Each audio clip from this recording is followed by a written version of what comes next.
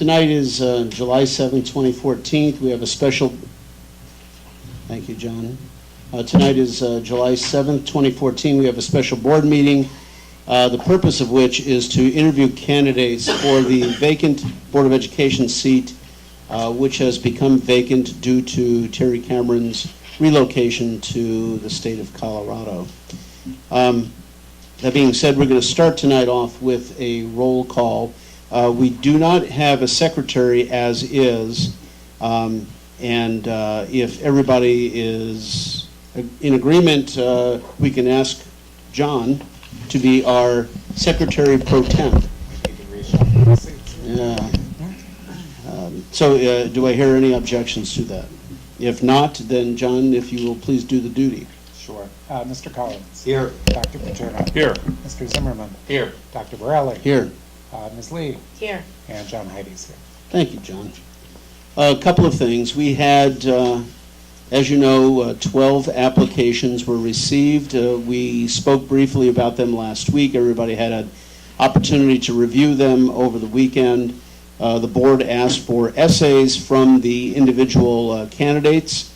As it turns out, 2 candidates who supplied applications did not respond with essays, and 2 other individuals were not available to be in person for the interviews. It is patently unfair for those individuals to do it. Perhaps in the future we can arrange that. As everybody knows, we have certainly call-ins. We have never done a Skype. Now, the technology aside, I think that we can overcome those hurdles in the future, but to not allow everybody that opportunity seemed to be somewhat unfair. We have done, and thanks to Madeline Soul, who has really gone out and done quite a bit of work, we have done background checks on all of the individuals, and to specifically make certain that all requirements for this position have been met. For instance, all are U.S. citizens, all are 18 years old, all are registered voters, none are sex offenders, and all have lived in the district for 1 year. Those are minimum qualifications. There are also several other qualifications that I will have to clarify once we start the interview process. The interview process tonight will be based in part on the written responses that have been provided to us, and questions will stem forth from that. Are there any board comments at this point?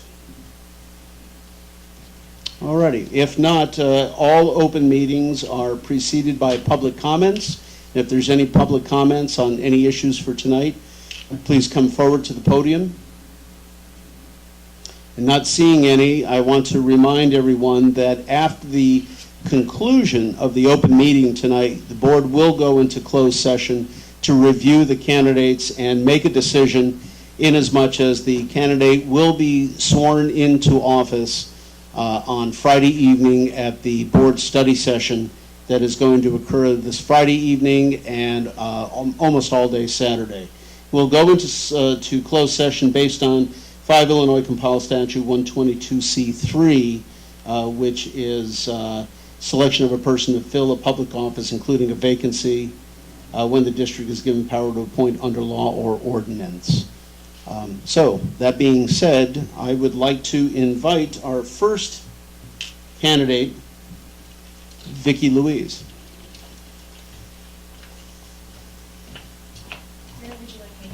How about right at the table, have a seat, and the only thing we're going to need you to do is to hold the microphone.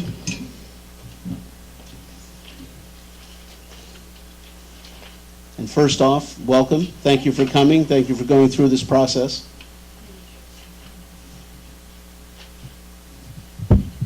There we go. There we go. Thank you. Okay, now there are a couple of things to fulfill the requirements. Do you hold a public office? No, I do not. Okay. Do you have any interest in any contract with District 64? I do not. Okay.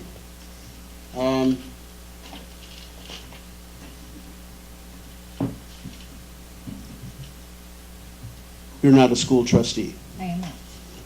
And you do not work for the state or federal government? No, I do not. Okay. Well, then we can start. Wonderful. I open it up to the board for any questions. I guess we're going to start with one standalone to do. Yeah. Right, so I guess we'd just like you to tell us a little about yourself and precisely why you want to volunteer and become part of the school board. Sure. Well, my name is Vicki Luisi, and I have lived in Park Ridge now for almost 11 years. I have a son, Dominic, 16, who is at Maine South. My daughter, Francesca, is 13 and at Emerson. My husband and his family were raised here in Park Ridge, and I was very soon after we moved here struck by the sense of community here. And it's a big part of why we moved here. It's a big part of why we are involved in our community, why we like to be involved in our children's lives. And I think that's what brought me to this opportunity. When I saw that the opportunity was open, it just felt like it was the right time for me to do this. It feels for me like the right way for me to give back. It matches well with my skills and abilities and knowledge and background, which is all in nonprofit and association management. I've been working for associations for 23 years, large and small, in a variety of capacities. I currently am employed by the Sherwood Group, which is an association management company, and I serve there as their vice president for client services. As an association management company, we manage small to mid-sized associations, and largely my role has been working directly with those nonprofit boards and helping them to execute on their strategic plans, on their goals, and delivering the value to the membership that the members expect from their association. So if I could draw an equivalent, my role is very much like the superintendent's role in my day job. So obviously I would be looking to be in a much different role by being in that volunteer board member position. And it's something that I think I would do very well at, and I'm very enthusiastic about being part of the board. Great. One of the main areas is getting up to speed very quickly. How have you prepared for this particular position? I have spent time, obviously, going through the website very recently, going through your board briefs over the past year, reading minutes of the board meetings. I spent a lot of time over the last few days looking at your policies. I was especially struck by the school district philosophy, and actually brought that with me because there were some points there that really hit home with me. Prior to my interest in this position, I would keep on top of the information that you would push out to the parents when you put out the board briefs or special emails that would go out. Those were things that I would always pay close attention to. Many years ago, when my son, I believe, was in first or second grade at Franklin, I was the Franklin school board representative and attended the board meetings back then. I haven't attended one since. That was during the last contract negotiation and school strike, and there was all sorts of interesting conversations and meetings that took place back then. Is there one particular issue that has come before the board that you have seen that you have particular interest in?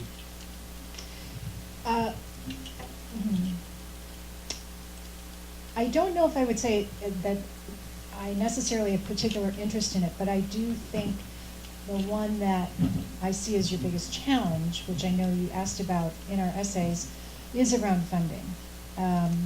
The recent interactions that went on with the City of Park Ridge and the TIF funding issues, while they've come to some type of resolution at this point, I think are a signal of what's to come, and not just from the city. Although I do think this won't be the last time you're in conversations with the city about getting that TIF payment. The city is also looking to increase taxes. I know they're having those conversations, and that has a trickle-down effect on every other entity within the city. So should the city be successful in doing so, it will make it that much harder for the school district or the park district or whomever to also get additional funding from the citizens. And that's going to be something that we would have to consistently be cognizant of and consistently be advocating on behalf of the school district to the entire citizens of Park Ridge, not just those with children in schools. It is a constant job to make sure that the citizens understand and embrace the importance of our school district so that you're not in crisis mode when crisis comes up. If you've already done a really good job at getting the citizens to embrace the school district and the importance of it and the importance of keeping it well funded, it will make that job of when you have to ask for the funding that much easier. Vicki, if I may, in your job in association management, I imagine you have to do some thinking about the relationship between the staff of your associations and the association boards. Mm-hmm. How would you characterize that relationship ideally, and is it the same in a school district situation, so far as you know, the relationship between the board and the superintendent? It should be. The staff role is to execute the board's direction and the board's vision. It's up to the board to determine the vision and the direction of the organization, regardless of what that is. And then step back and let the staff do their work. And the staff is charged with ensuring that those goals are executed on making sure that the right resources are in place to execute those goals, and if they aren't, to go back to the board and ask for it. Thanks.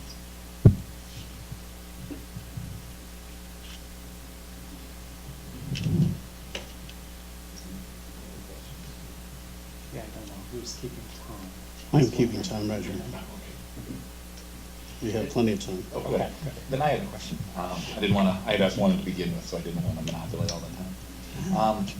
Having been a parent in the community for a while now, and with some experience, I'm wondering if you might articulate what have been some, one or two things that you really cherished that the district did, you saw as a parent of the board and so forth, whether it's a program or something that the district does that we really need to keep our eye on.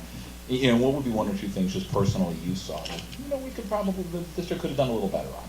You know what I mean? Because you've got some experience, you've got students who have been in the district for a while, so you've probably experienced quite a few things. Yes. I think one of the things that this district does very well, and this wasn't always the case, is how it does communicate with parents in the community. The communication is much improved. It's much more consistent. It's easier to digest. The new website is fantastic, by the way. I don't know who is responsible for it. She's right behind you. It's amazing. A vast improvement. And really, really very noticeable as a parent.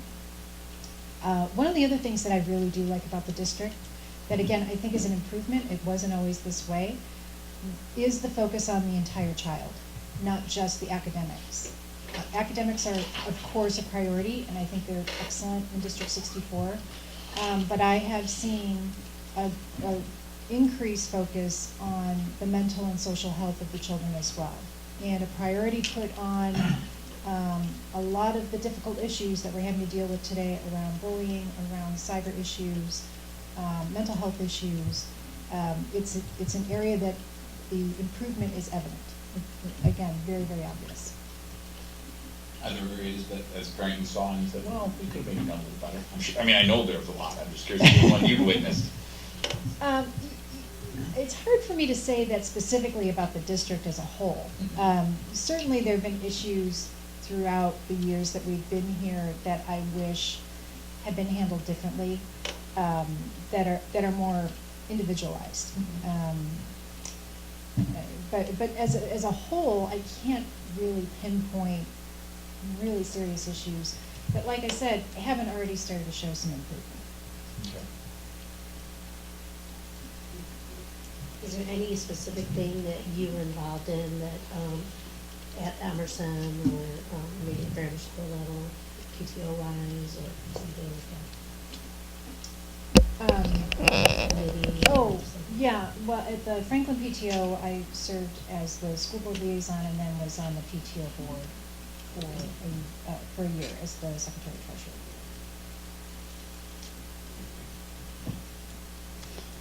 We have, we're approaching 10 minutes here, and we have a 15-minute. I don't want to just fill in some of this time, but I think we can perhaps get some more idea of what you feel. This may be a somewhat loaded question, but what do you feel about our district's student fee structure?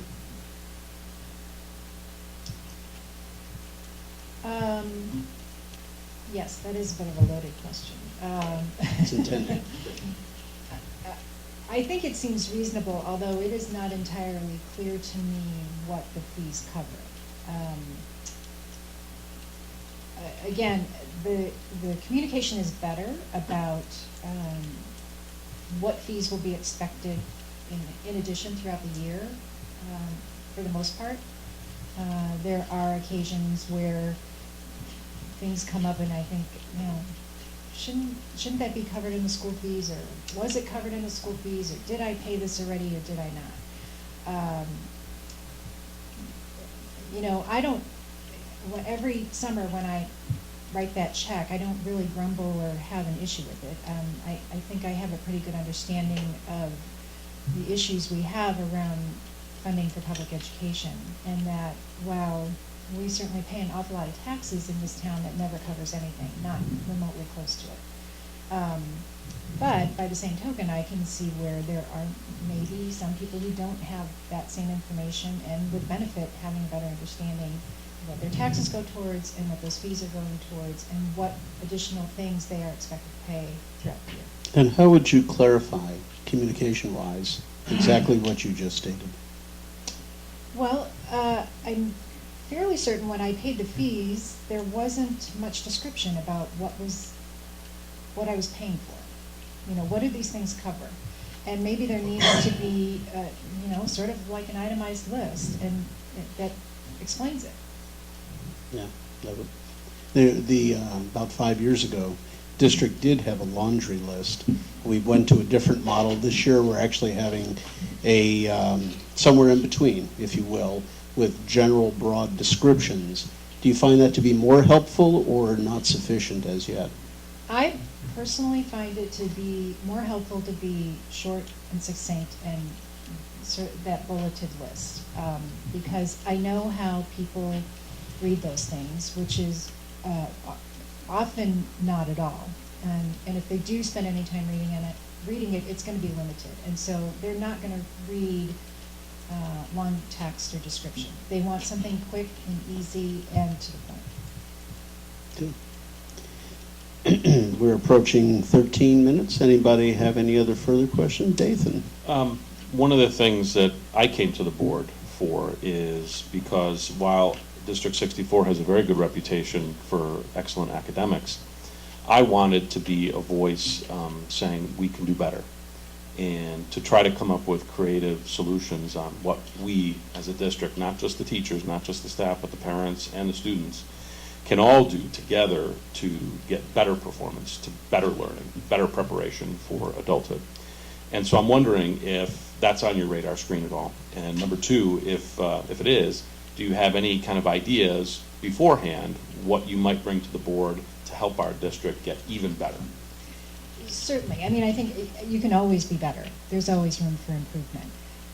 Specific ideas, I think, again, goes back to those things that I put in my essay, and that is around advocating on behalf of the district to the entire community and making sure that the community really does understand the importance of a strong school district, how it affects you if you don't have children or your children are long gone, how it still has a huge impact on the quality of your life in our town and the future of the town.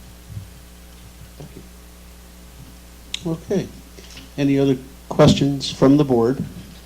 And again, thank you very much for coming tonight and answering and putting up with these questions.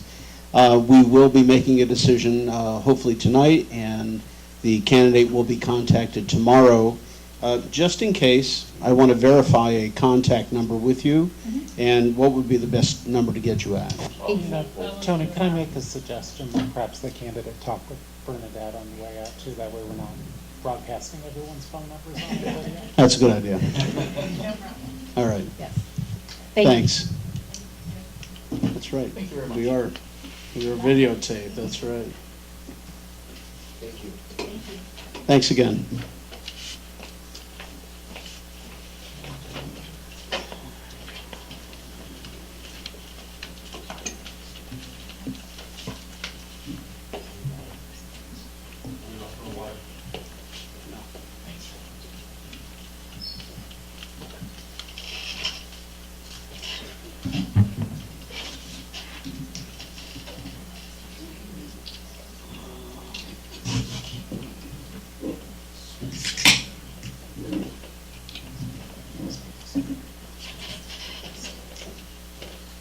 Is Kristen in here? Oh, you're Come on up, please. Good. I was gonna go out and look for you. That's I'm good. right here.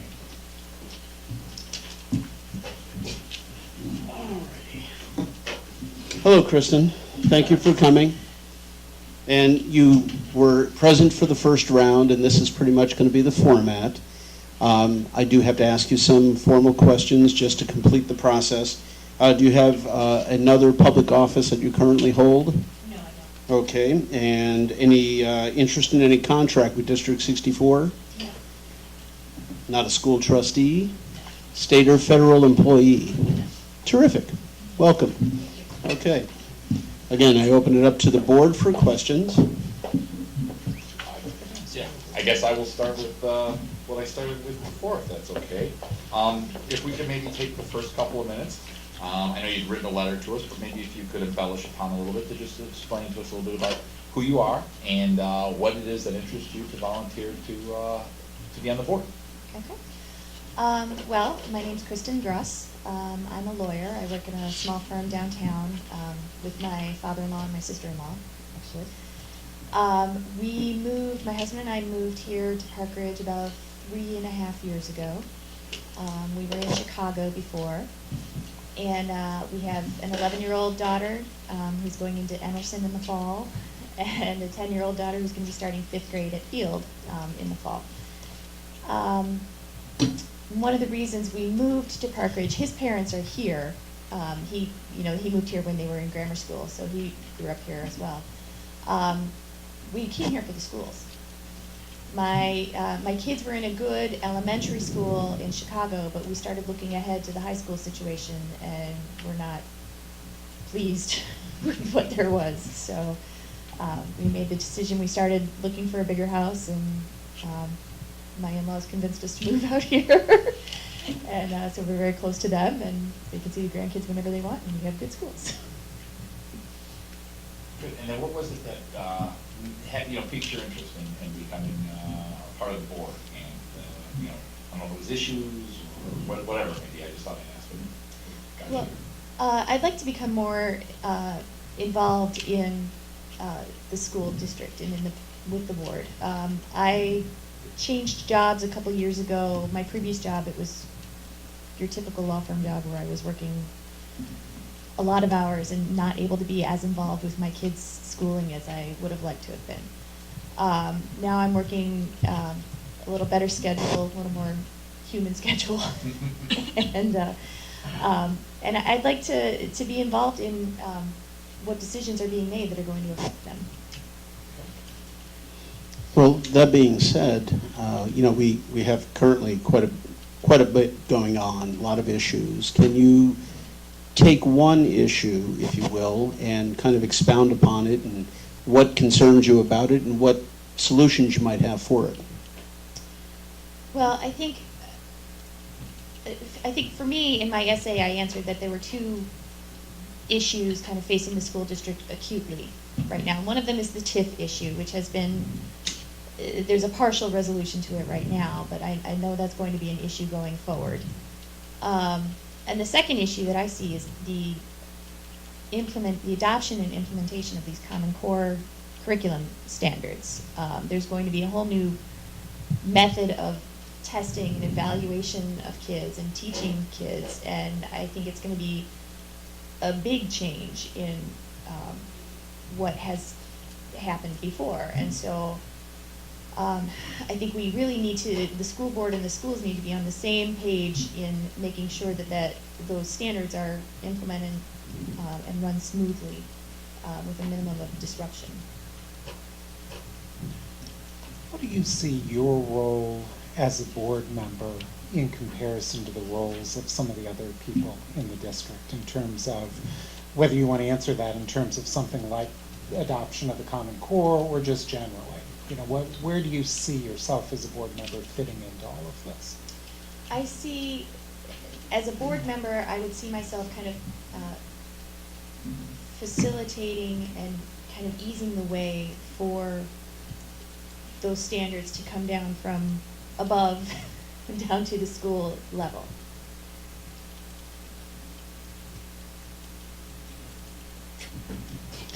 What are, I'm sorry, Vic, you want to go ahead?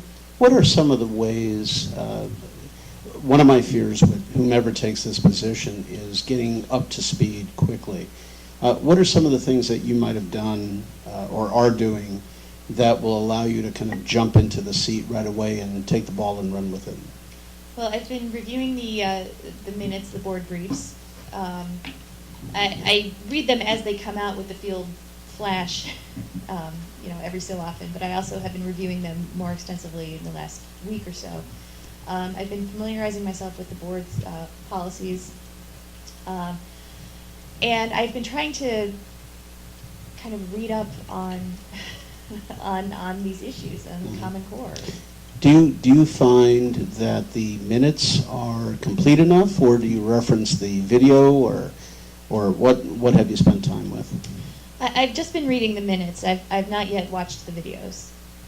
I was actually out of town this past week and didn't have much of an opportunity to do that. Quite a few people were there. Yeah. Yeah. Do you find the minutes complete enough on the issues? They provide a good summary. But I think I would like to go back and review some of the videos. Sure. Some of the videos. Yeah, get a little bit more in depth. Right. Yeah. You keep referencing the Common Core, and you talk about implementation. Are you familiar with the background of the Common Core? Somewhat. I know that most states have adopted some form of it. Illinois is one of those states. It's being kind of phased in pieces in the school. That's about it. Okay, good. Do you, Dathan, anything? Yeah, I like one of the statements that you said in your answer about parental involvement. That's something near and dear to my heart. I'm curious if you have any ideas, even if they're crazy ideas, about how we might tap into the parental involvement a little bit more in our district in order to get more out of the children's performance and learning. I think the level of parental involvement in this district is wonderful already. I think the parents are very involved with their kids' school and their education. I was involved with the LSC, the local school council, over my kids' school in Chicago, so kind of had some opportunity to, I don't know where I'm going here, I just lost my train of thought. I do think the parents are very eager and very active in what their kids are doing and learning right now. I guess I don't have any Okay, crazy that's fine. ideas right now to get. That's all right. How do you feel that the board and the district in general communicates to the parents of the district? The communication is good. We get we get the school newsletter, we get the emails from Dr. Bender before, on a fairly regular basis. I think, even the phone calls when the school day had to be canceled for flooding or for, heat days last year. I think the system of keeping the parents informed of what is happening is very good. Do you find any room for improvement in the communication aspects? No, actually, we got phone calls, we got emails, we got texts, We had Dr. Hinton provide us with a great database recently on the curriculum levels of the district. Did you find that information to be transmitted to the district well? I apologize, I'm not familiar with that. Oh, no, that's fine. It's recent, so, sure. Okay. Any, can you name one thing that, that came out recently that you thought was well delivered? Just one thing.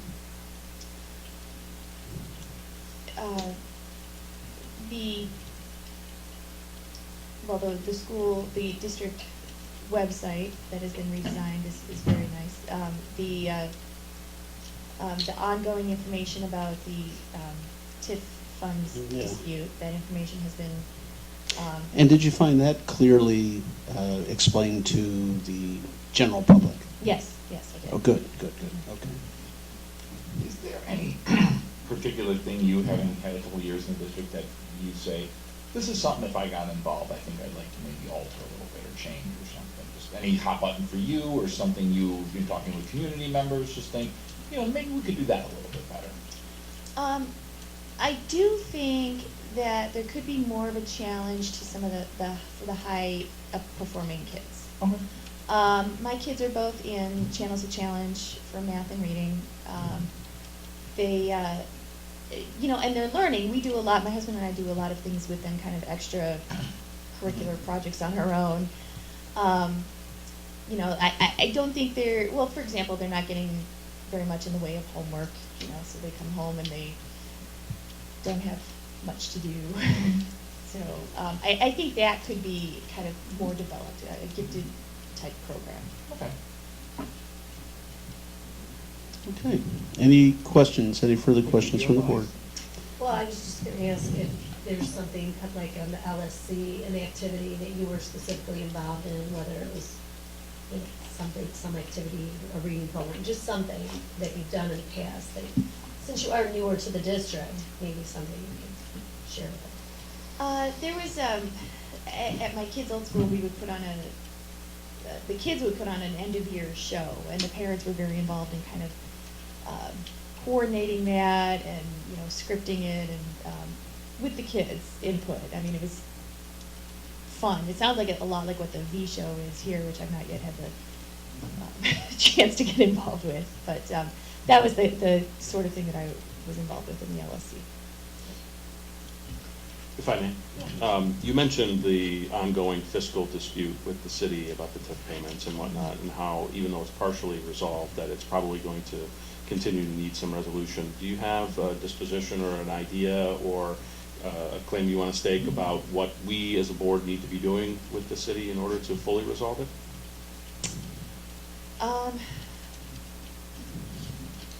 Well, I mean, I would have to read I think I would really have to read through the TIF agreement, find out what the city's reasons are for, exactly why they claim they no longer have to abide by it.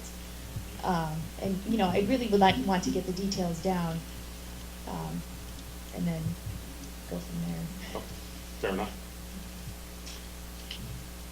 If I may, as you think about the various issues you might have to deal with as a board member, some financial, some curricular, facilities related, are there any issues that strike you as perhaps having the steepest learning curves? Things that you would really, need to read up on a bit or do some training on as a new board member? I think, knowing me, I would, because I'm very detail oriented, I would want to read up on everything just to make sure I got it all down. Typical lawyer. Yeah. Yes, I did Yeah. that myself. Says the other lawyer. Yes, exactly. Actually, if I may follow up on that, you had mentioned in your essay that being a trial lawyer could be of assistance. Could you elaborate upon that? I mean, I suppose I can imagine ways, but not being a lawyer, I thought that might be kind of helpful, and you can't help. Basically, what I was thinking is that a large part of my practice is negotiation and settlement of disputes, and so that's a skill set that I could bring to this issue with the city.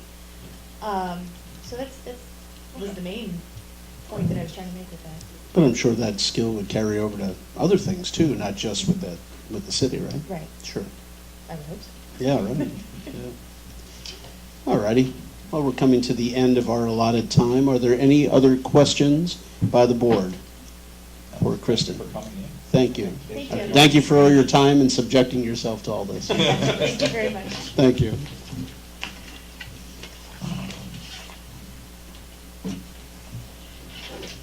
Good, we have a few moments here.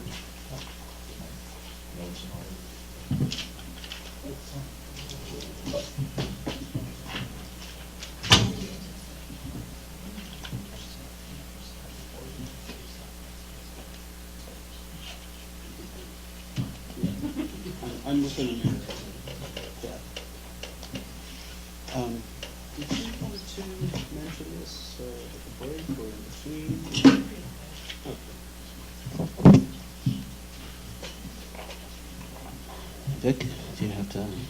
No. I'll Okay, let you know. okay. And by the way, is Jennifer here? I am. Oh, good, okay. We have a few moments, I just wanted to make sure you were here. I'm here. I'll Okay. stay until you're ready for me. Great, thank you.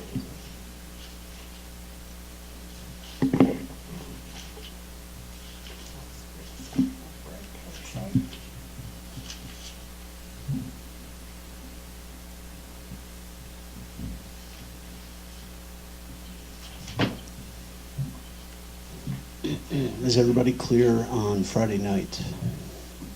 5:30, Emerson LRC.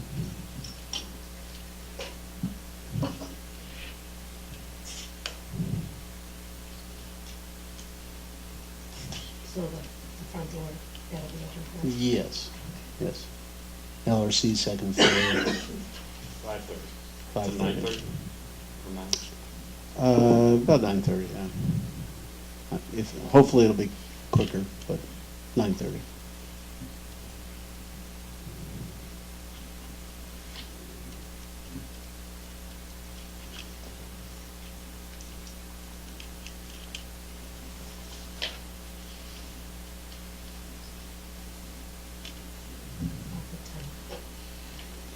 Oh, you'll be the only one there. Oh, okay, good. Yeah. No, I'm going to be on time for that one. Okay. And then on Saturday, I think we agreed 8 o'clock? 8, right, okay, with Barb's on it. And then we intend on being done by 3:30? Yeah. Now, there is an outside chance that we may have to hold another one-day get-together to conclude any unfinished business, but hopefully we'll be able to motor through it and get quite a bit done. That one was finishing up the board books and I really wish you, this whole process kind of sidetracked her a little bit last week, so she needed to, I was hoping to be able to pick them up tonight. as was she. Yeah, yeah. Gee, just doing the background information on this Took her a day. was a tremendous amount of time. My beginning, my tenure there on Tuesday, she's been Yeah. Well, I know that because I was communicating with her, yes. So we are approaching the bewitching hour. And Jennifer, come on up.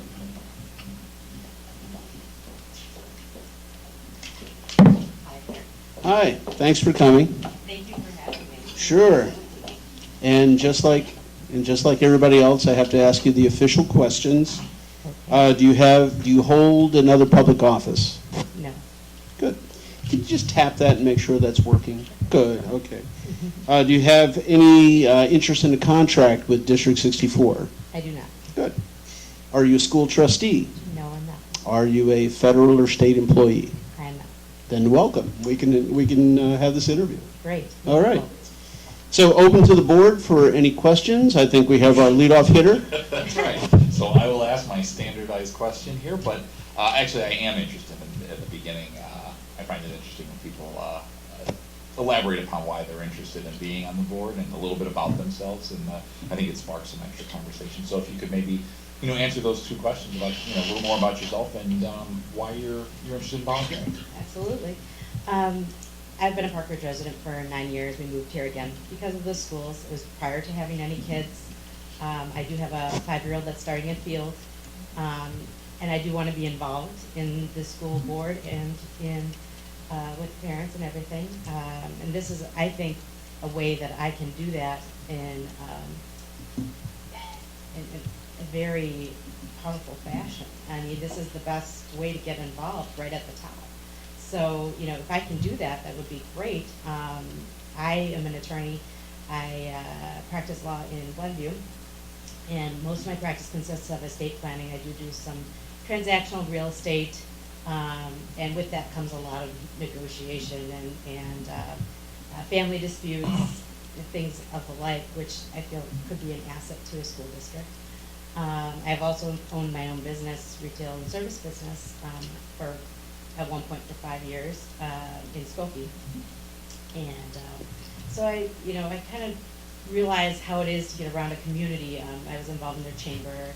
I think I could do similar things with the Park Ridge board. Feel like I could, if there isn't a lot of parental contact, there could be, and there could be more. Maybe there could be, like, there's a room mom. Maybe there could be a representative, for the kindergarten classes and the first grade classes. Maybe not for every room, but maybe somebody could be a representative and come to the board and come to the board meetings and keep everyone apprised. Maybe that could be a way of communication. I have good ideas, and I'm enthusiastic to help. And basically that's why I want to be involved. I think I have the skills to offer. I've worked with non-for-profits. I've done corporate governance. I've drafted minutes for many of them in the past, and I feel I have a firm handle on encapsulating what happens at a meeting and conveying it to the public in an efficient manner. Because that's really what the position is a secretary position. You have to listen and actually document what is happening for the district. So. Just to be clear, the position is going to be filled. Once the individual is filled, the board will decide whom will become the next secretary. Oh, okay. Well, then I can help with this. Yeah, there you go. There you go. I will be happy to. Yeah. I just want to clarify that. That's perfectly okay. I'm just happy to be here. Good. But you spoke at length just now on communication. Yeah. In detail, how do you feel that the board in particular has communicated to the community on the issues that have been present, such as financial issues, curriculum issues, and well, in detail? I'll leave it up to you to fill the Sure, gaps. Yeah. Sure.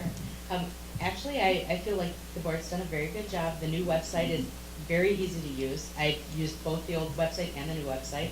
And I'm on the listserv and I'm on all the email lists.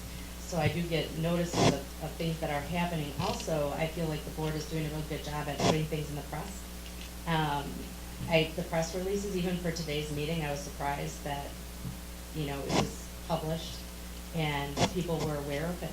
So I feel like the communication is there that way. And of course, things can always be improved. But I feel like I've just started into communicating with the school and the board in this process of registering my daughter, and as a working mom, I'm involved in all of the before and after care options. And there was a few little hiccups there that probably could be streamlined a little bit, but other than that, I've had a very good experience with communication issues. Okay. How about the registration process? The registration process I thought would be much harder than it was. Field was very easy. There were, I thought it would be a mad rush and really long line, and it was very smooth, went very fast.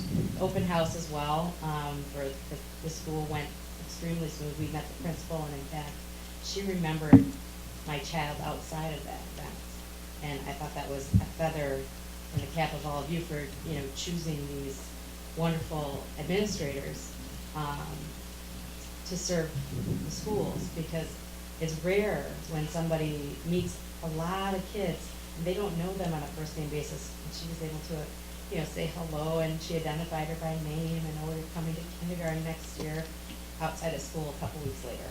So I thought that was really great. Scott? I was gonna ask, one of the things I noticed you wrote down was that you had an accounting degree. Yes, I in do. cost analysis, so that's great. I don't brag about that. That's fine. But But I do understand about this and everything. I was curious your take on how the district, the board, articulates its financial position, its priorities, and things of that nature, whether you found it, you know, to be adequate, confusing, you know, I just thought I'd see what you thought from that perspective, having that experience. Sure. Actually, I was perusing the website, and you have that kind of like an infographic, like a PDF, where it's very kind of a culmination of what's going on financially, what's going on with facilities. And we call that the Collins Report. Yeah. Yes. I like the Collins report, it was good. I didn't know exactly what that was called, but you know, I really enjoyed, I actually read it and looked at it to see where funds are being spent, and, you know, as far as facilities, who's scheduled to have facilities improvements, and I see that that's a priority, you have it scheduled ongoing, and even in the years that a school's not being completely overhauled. Seems like you're allocating a good amount of funds to keep that school in order, to keep the facilities functioning, to keep the technology up to date. I was reading about the Chrome book technology that you're implementing, that whole program, that one-to-one program, which is exciting. It's exciting for me, all of this, because of the school, but yeah, so I thought that, you know, the reports seem to be easy to read and understand to me. But of course, I do have, you know, I have my little crutch of being able to read financial statements and the like, so, you know, all of that. But, no, I really enjoyed that. And I've been reading up on your tip issue, and I feel pretty disgusted and strong. So, you know, I just can't believe that the school district has made payment over all these years, ratifying their, you know, their agreement, and then it's not trying to, you know, the city's not trying to go back on it. It drives me crazy. The one thing that Park Ridge has that improves property value, that continues to make it an attraction, is the school district. And the kids are much more important than, you know, anything else. And they can find funding in their, they can budget it in, they can find it in the reserve. They don't have to raise taxes. There's ways to get around it. You know, I have pretty strong feelings about that. So, no, I guess I shouldn't talk anymore. No, you're doing fine. You're doing fine. Let me check the time. Otherwise, I should John let you will, guys ask more questions. And John will yell at me if I don't check the time. No. Oh, we're Trying to doing make well. sure I don't ask a question when we're already at the 14-minute mark. No, we're doing Well, that's fine. one of Scott's questions. And I realize, as a parent of a child who's just entering the school district, you have a different perspective I than do. somebody who's had kids in for a while, but are there things that have struck you as particularly well done about this particular school district that you would want to build on? And then the flip side of that question as well, you know, as a board member, are there particular ways in which you would like to see our district improve? wow. Well done, gosh. There's so many things that are well done here.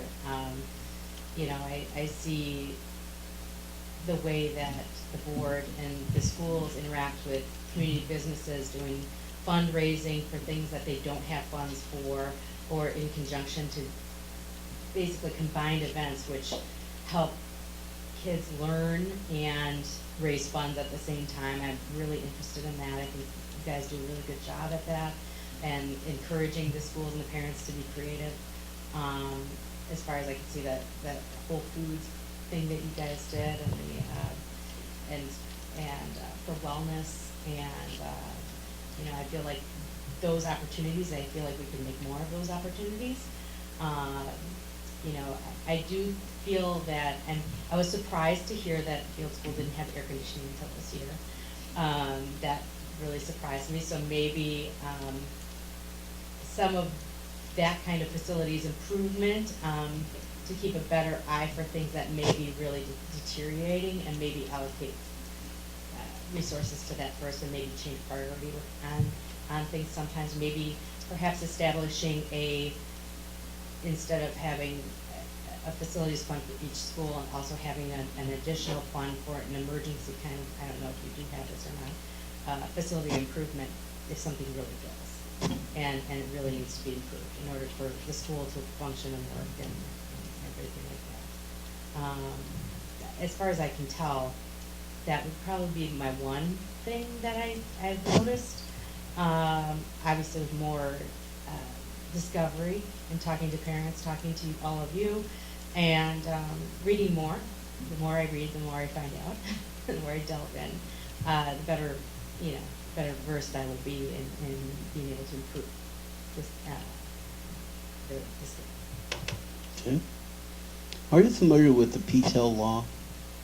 The PTEL law, is that there's so many abbreviations and acronyms now. Is that the learning that board members have to do, or is that No, the education? it's a law that basically fixes the levy that the district can put out based on the previous year's CPI. Oh, okay. Yeah, I think I was reading about that. There's so many, like I said, acronyms that There I'm not is. sure which one is which. But I believe that you're talking about the, is it have to do with referendum and the? Exactly, that's where I'm going with Okay. this, Like, because. where you only can, the referendum lasts for so many years, and then you get another opportunity to have another referendum, and you can increase the budget and the amount that goes for property taxes. Is that correct? Well, yeah, and so our income every year is limited to whatever the previous year's CPI was, Yeah, previous where it raises it December's. for Consumer price index. But obviously, with health insurance and gas, electricity, They it go up far higher. is higher, so oftentimes we're in negative spending. Yeah.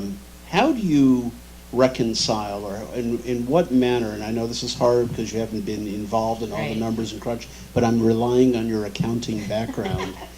So how Sorry, do I'm seeing you everything. mitigate potentially some of that debits, The- negative the spending? issue Yes. of having, consuming costs that are far outpacing the consumer price index, Exactly. right? Yes. So we all know that every business knows this.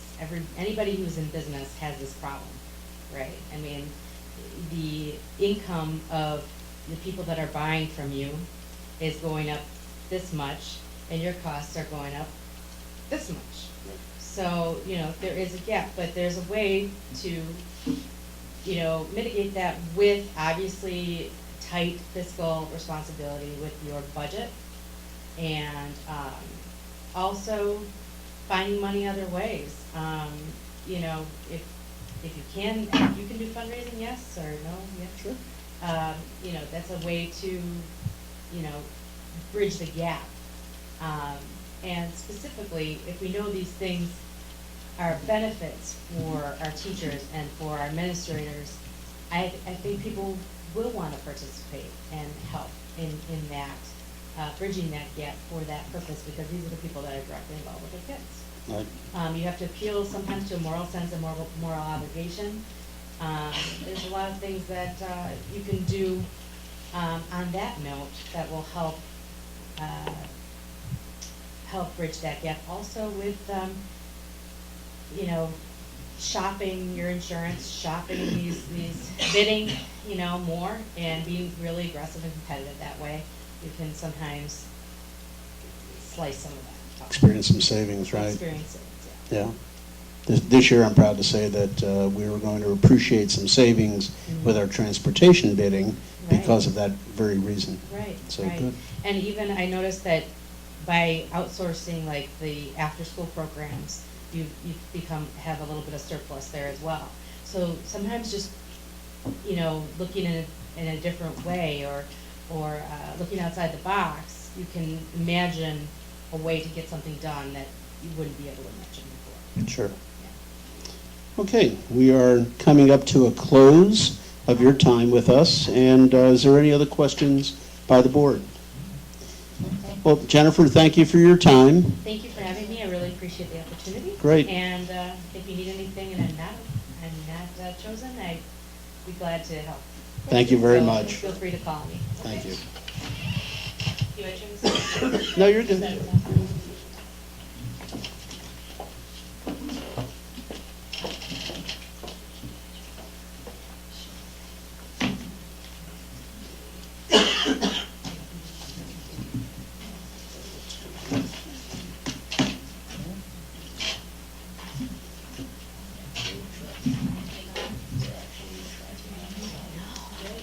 Scott, I take that personally.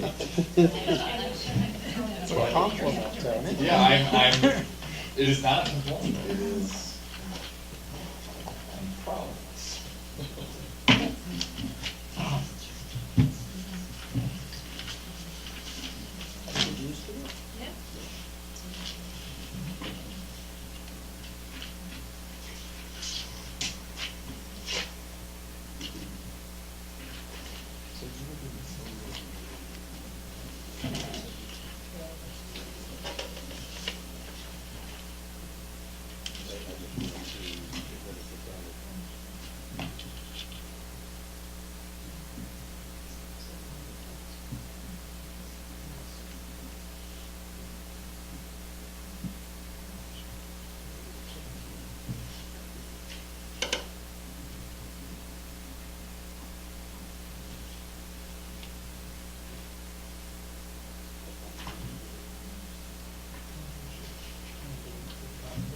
Yes.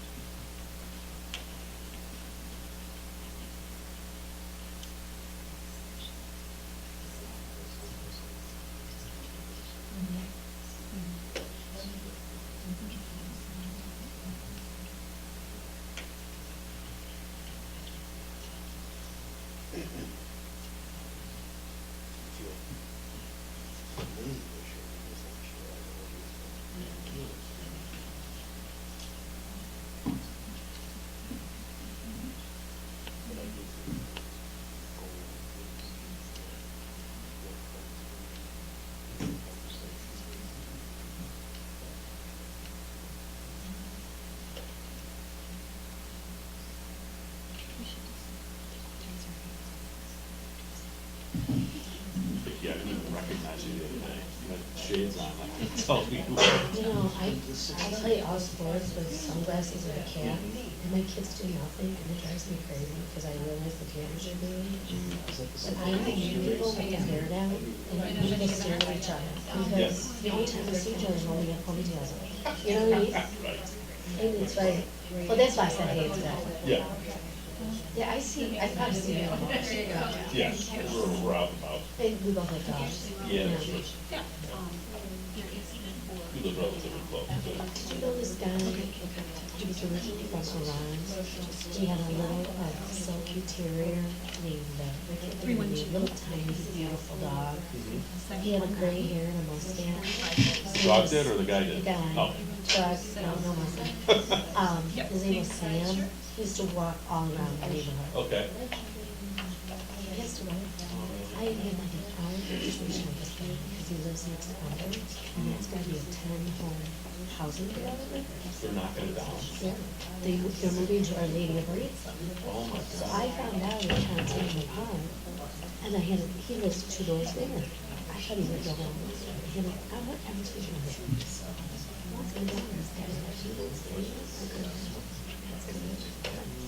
and I wondered, why am I seeing it? This is a guy I see every day, every single day. 56 or 59, just got a heart attack.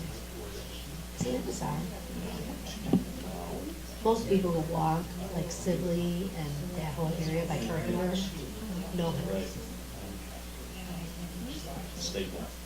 Yes. It's very sad. And he rehabs all these houses, so you always see, he had a house for sale in Wester. You know, you always see that. Hey Scott, what about your friends in Africa? Are they coming back, or what's their deal? They are to come back and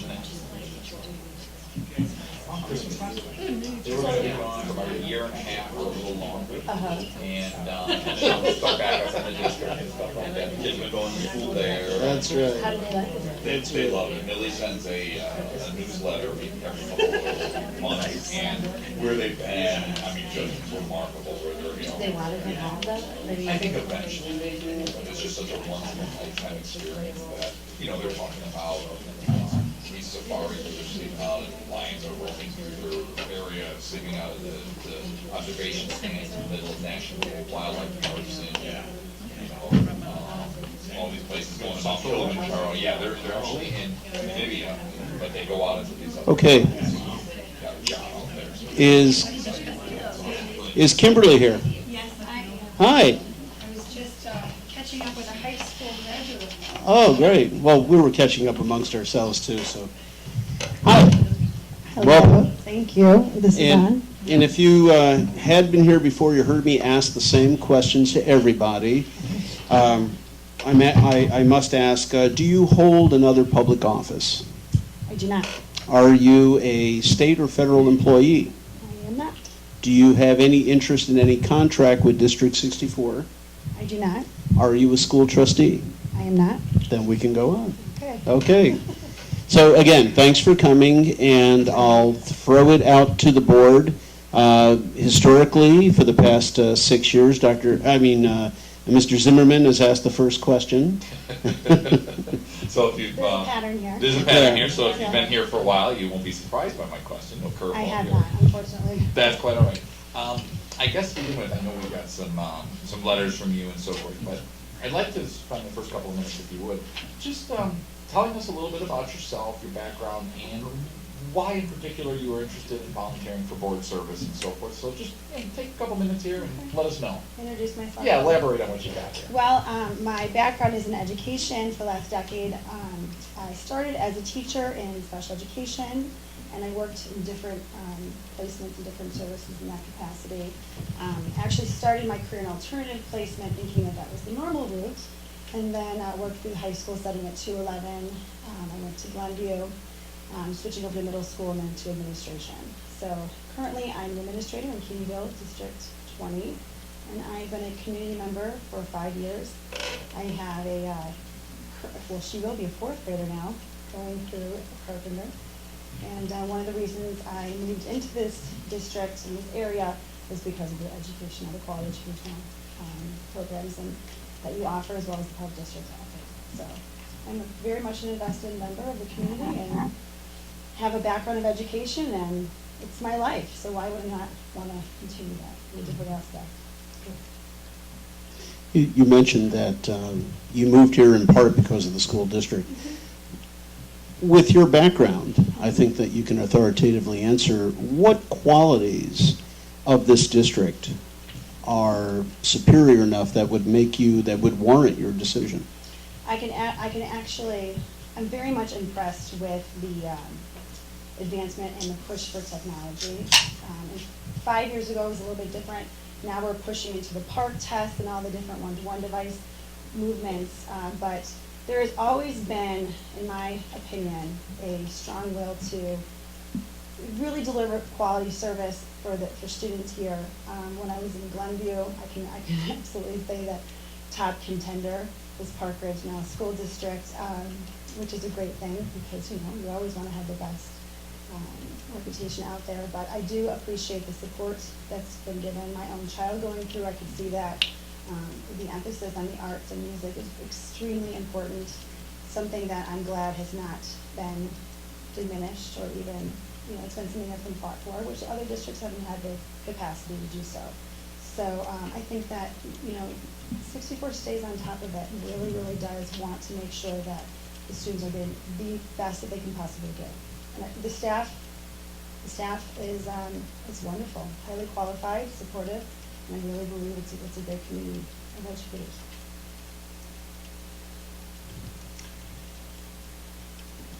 You know, your work in District 20 is an interesting contrast, and Yes, it especially is. as an administrator. There are a couple ways I could go with this, but let me ask this question. How do you see your role as a board member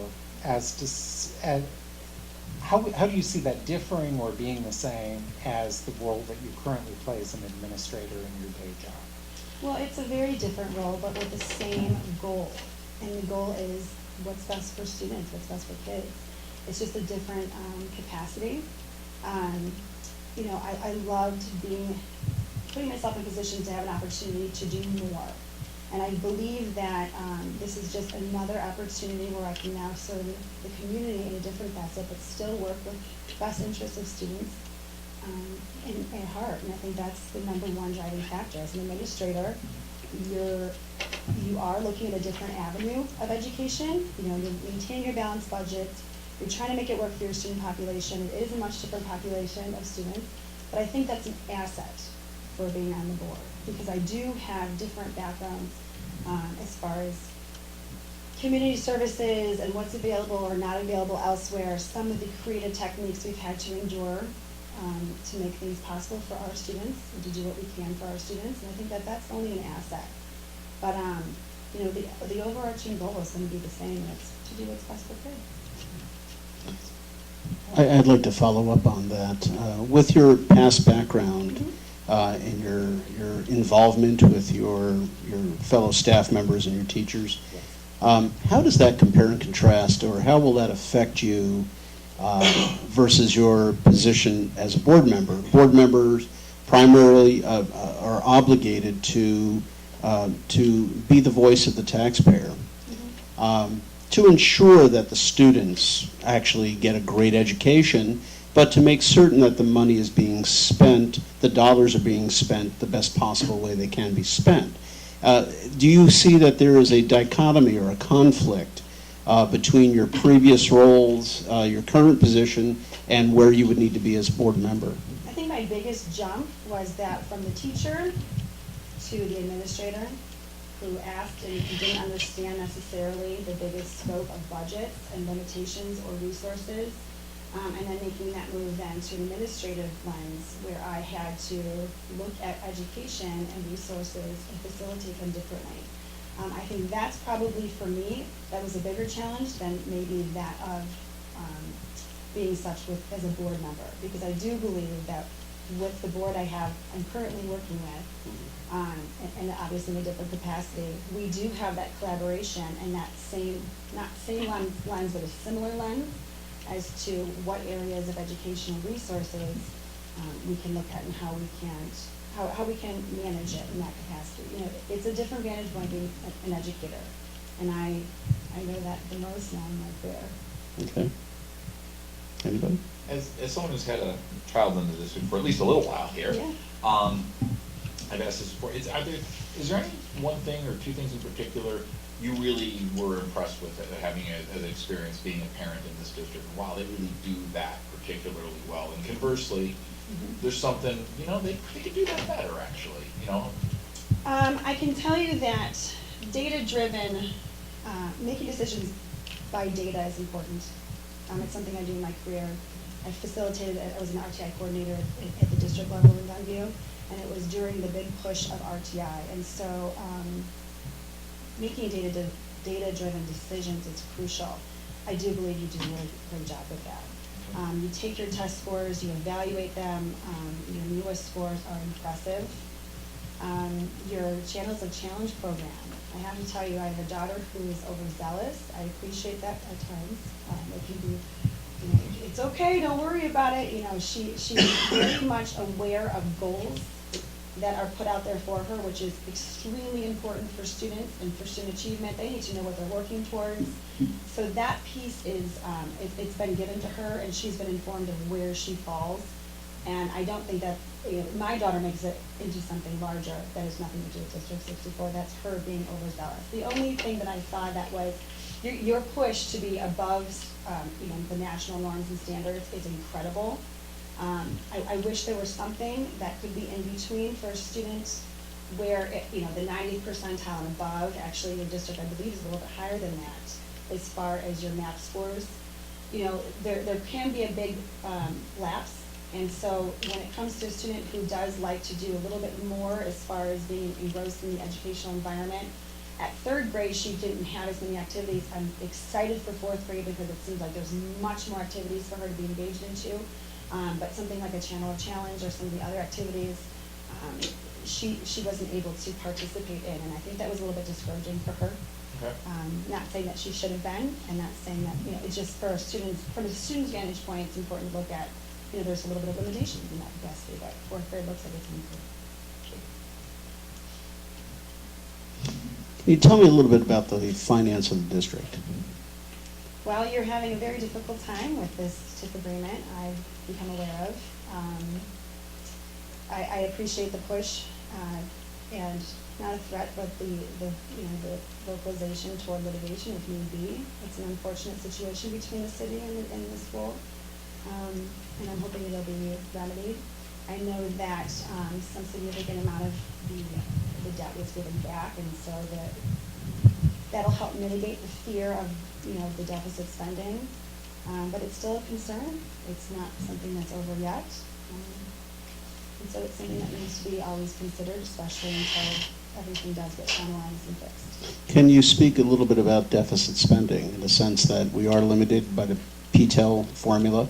Prior year CPI last December is 1.5%. Expenses far exceed that. In an attempt to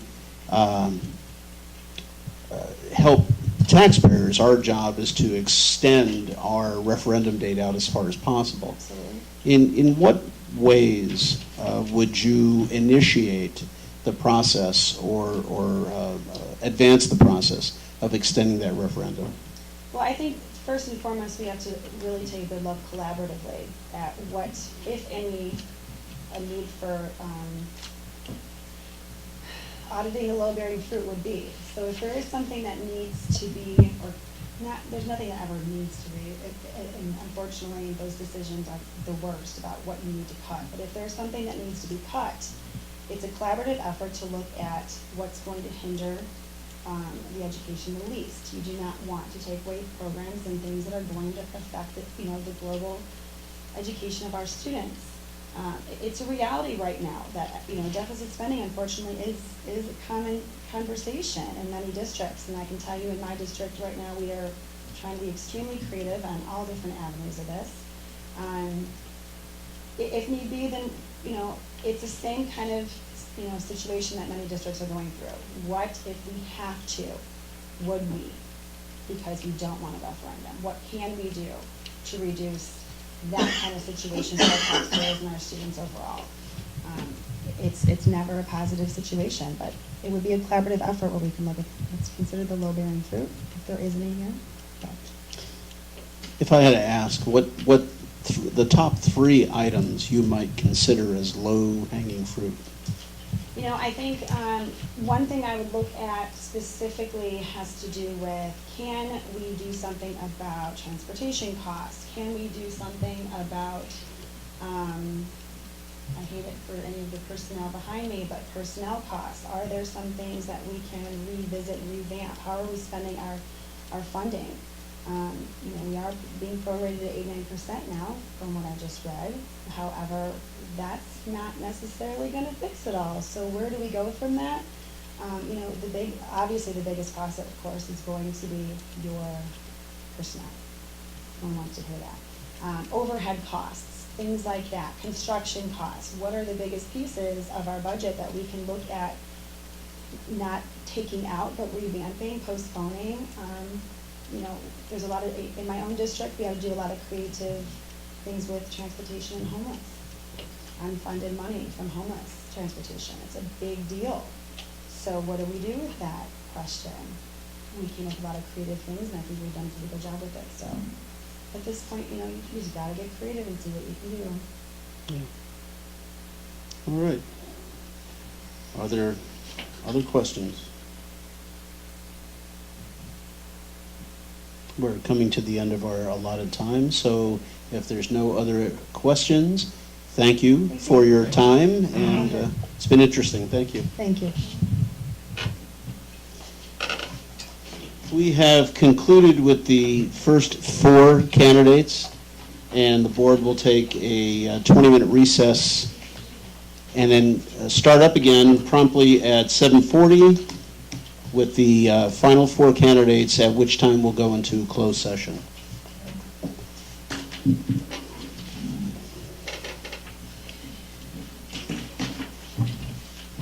you want to run upstairs?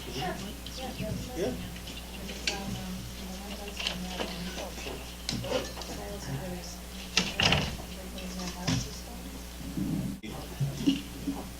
Is Pat Moon here? Hi, Pat.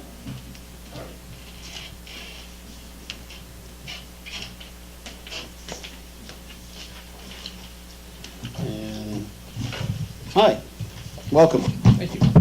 Thanks for taking the time out to come here tonight and to supply us with all your information up to this point. But I do have to ask you a couple of more questions. For instance, do you hold a public office? No. Do you have any interest in any contracts in District 64? No. Are you a state or federal employee? No. Are you a school trustee? No. Terrific. So I'll open it up to the floor for the board to begin our discussion. Sure, I guess I'll, unofficially, I've been starting these, so I guess if you could just take the first couple of minutes to tell us a little bit about yourself and your background and what it is that interested you to volunteer for board service. Sure. I'm probably one of the more unique candidates here. I've lived in Park Ridge for 15 years. I openly do not have any kids in the district. I am just a tax-paying person. My wife does work for the district. She is a teacher at Field, 2nd grade. Prior to putting my application, I inquired whether or not that was going to be against the contract and was told no, so I moved forward. My employment status is full-time, but it's again unique. I run a professional dog sled team for a living in Alaska. I run all the major races around the world. That being said, I was, prior to submitting my application, I went to my sponsors and asked for a 1-year exemption from racing to give up a year of my eligibility. Sponsors were fully behind it, so I am in Chicago for the duration of this race season through next May. And because I don't really have a normal full-time job, I am pretty much open to do anything. I'm pretty much on a 1-year sabbatical from racing. So, I do obviously have a vested interest in the long-term benefits of the district because my wife is a teacher. And one of the things that I feel strongly about is most of the people that are going to come through here have a 5 to 10-year interest in District 64. I have a 15-year background in it already, and I have another at least 15 years of making sure that this district is solvent. So I have a much longer-term interest than most of the other candidates. You know, you mentioned, pardon me, Scott, you mentioned that you have a 1-year sabbatical from racing. Yep. I'm not quite certain what the seasons are or when the races commence, but when you are involved in your racing, what time apart from the district will that account for? What block of time, or how many meetings might you not attend? Or None. I'm off this entire year. beyond that, though? Well, I guess that since this position that we're sitting for would be up for election in April. Yep. I guess it's a moot point then. Correct. To be honest with you, I really don't have any, at this point, thought that I'm going to run for election. Okay. Unless it really struck me and I fit in well. I can then go to my sponsors and be away for races only. But to answer your question, I normally leave middle of September to go up to the small village in Alaska that I live. And then am back in April, but I probably do 4 3 to 4 public speaking engagements around the country at schools, based on what I do, kind of educational presentations. So, but if, given the position, I'm here for the duration without any travel engagements for work. Okay. I was struck, I was struck by a statement that you made in answering one of the questions in the essay. Sure. You said, although our light has dimmed somewhat, by regaining that reputation, the district can place ourselves back into a beneficial loop. Can you clarify that a little bit? What were you meaning by our light being dimmed somewhat? I think the perception of District 64 has went down in the last 10 years. And we were at one point the place to be, whether it be education moving in, parents coming in, or gaining the best possible teachers. And we, at the time, when I first became 15 years ago, we were not a starting point career stepping stone. And now we have, I mean, that is something that happens. People come in here to be their first spot. I do a lot of chatting with other schools, and openly, our district perception on the outside has went down a little. I mean, it's not the pinnacle of what we were. I think it can be easily changed. I call it the circle, the loop circle of better schools, draw people in, raise property values raise income earners for the district. That's just kind of a loop cycle that would help us. So in terms of the chicken or the egg there, what would need to happen first? In your vision of how that I think the would school happen? district needs to regain some of its luster, and then that would build up. And I mean, I'm pretty honest about it. I find that refreshing, but what would you say, in your vision, would the district need to do to get back that reputation? You said it was, I think, fairly easy to do that. What would it take? Financial, I think the direction the board is going is the right one. Pushing the referendums back, that's great. People love that. Strongly addressing or strongly going after the TIF issue.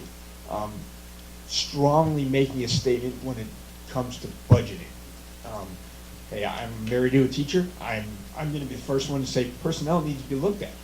We might be paying our people too much. That's probably not the greatest thing you want to hear about your spouse, but my feeling is, yes, if you sat down with PERA and said, for the long-term benefit, we got to give, you got to give a little, back and forth. And I think if there's a less confrontational role with the PERA, I think it's hiding behind a rock if anybody says there's not that. But I think you go boom and explain, if you guys give us a little over the next 10 years, your overall jobs and potential pensions and salaries down the road are going to benefit. I think most of the teachers, and because we have an older core-based teacher age, I think all of them, for the most part, are going to agree and go, you know what, when it's put like that, that makes sense. Yes, the younger teachers are going to be upset with that, but that's kind of a learning curve you get when you get into a better district, is that the younger teachers are going to have to bend a little more than the older teachers. They don't get paid as much, and that's a learning curve they're going to have to do. Thank you. What would you said that you spoke to other folks from other districts and such. How would you rank our facilities? And what can you tell us as to what you know already about the work that we've put into our facilities? I think they rank probably a 7 or an 8 out of 10. They are somewhat dilapidated in areas. I think the field air conditioning is a huge step. It's difficult when I go in other districts and tell them that my wife is off for a heat day. They all kind of look stunned. Luckily, my wife had one of the only window units of air conditioners, so it really didn't affect me too much. But I think we're on the right track. We're definitely, with the building of Emerson and the upgrades that we're making, I think has been substantial movement in the structure and the infrastructure. I don't think it should stop. I think there should be something done every year. And part of that is perception to the community. As a taxpayer, if I didn't have a wife and I just saw that we were constantly upgrading and it was in the news and on the website, that's great. Most of the people that don't have kids aren't going to delve too much into it. They're just going to see the surface. Hey, we're doing something that's a solid area that our tax money is going to. I think that staves off a lot of anti-District 64 sentiment a lot more than we bought 1,000 books or the one-to-one program. Without that being explained really well, my senior citizen neighbors don't like that idea. That's a waste of money. They didn't have it, so they don't need it. You say you're putting air conditioning in the school, huh? That's great. What can you tell me or us about the financing of the capital improvements up to present and then going forward? We've had a little switch. We did, well, perhaps you can fill in the gaps here. A little recounting because we've done in the last 3 years considerable amount of work in some buildings. And over the next 2 years, we'll be doing considerable amount of work at Field. Right. So if you could talk a little bit about the financing and your views on how they've been financed. I think that when the decision was made to make the upgrades, there wasn't at the time a whole lot of background information on what had changed and how the funding was all of a sudden appropriated. And then I think through, I don't know if it's outside pressure or realization that it wasn't well informed, there was obviously through you guys a switch. And I think through the proper budgeting and the, I don't know if forecasting is a word you can use with structures, but I think the forecasting and the pulling aside of budgetary items for that is going to benefit the district and the constituents. What do you feel about the bond issue that we just raised? I think it's adequate. Raising or having to continually go back to the well and ask in a referendum form is a much more of a hit than keeping it in a municipal, straightforward, this is how we're going to do it, and just putting it out there. I think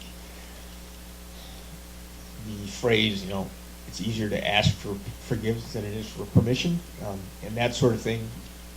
Here's the bond, we're going to move forward, rather than having to ask in a referendum. You're probably never going to win in that, but people, I've kind of learned, accept things a little easier if they feel as though the background information has been done by somebody else and it's just presented.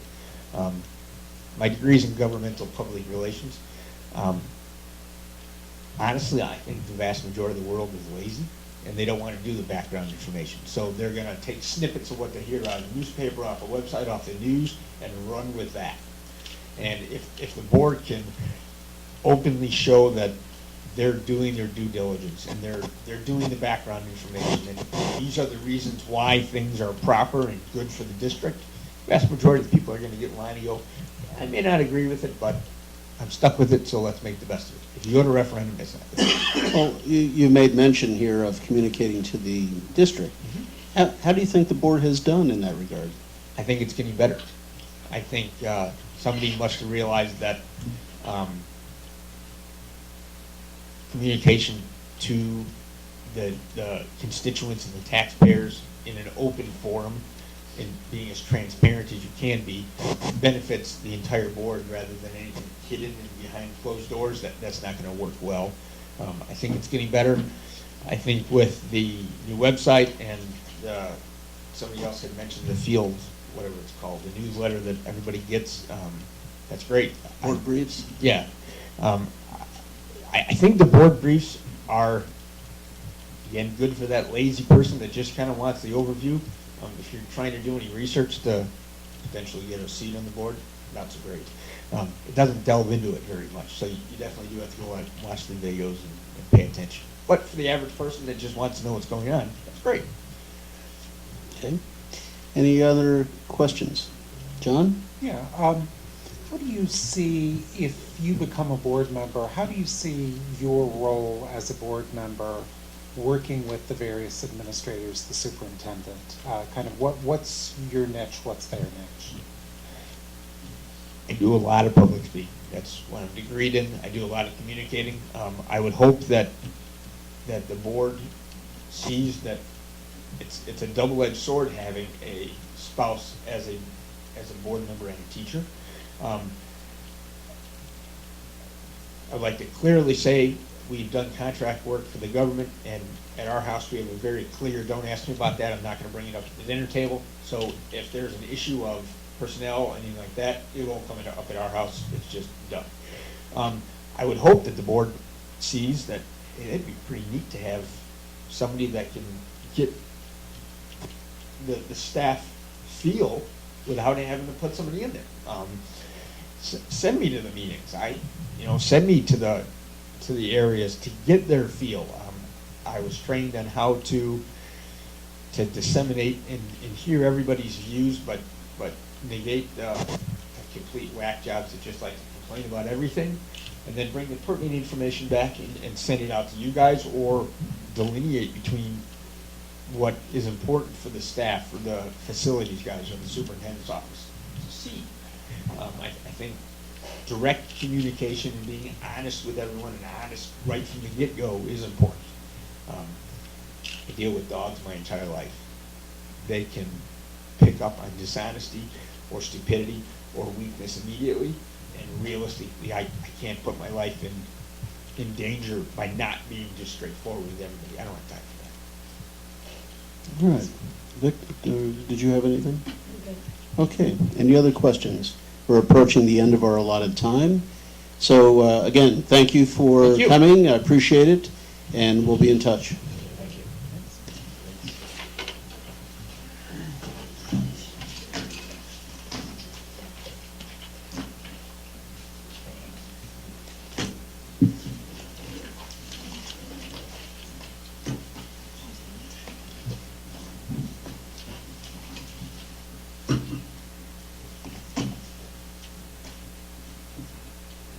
I think you jumped.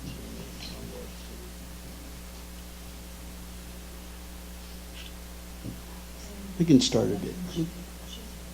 Yeah, yeah, we'll start a little earlier. Is Katie here? No, it was like Katie and Robert. Holly's here. Katie's not here. Katie's not here. Yeah, Oh, good. yeah. Yeah, and she may very well walk in. Yeah, so why don't we just start? As long as everyone's okay with it. What time is it? Just to be fair, in case somebody wants to, 7:55.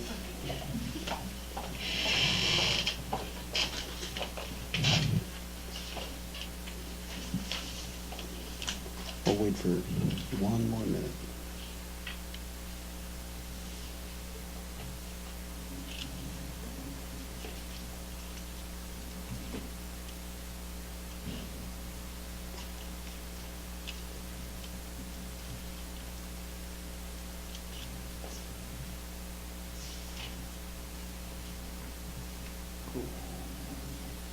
All right, Holly, thank you very much for coming tonight. Appreciate it, and all your essays and all your materials that you supplied us on a very short time frame.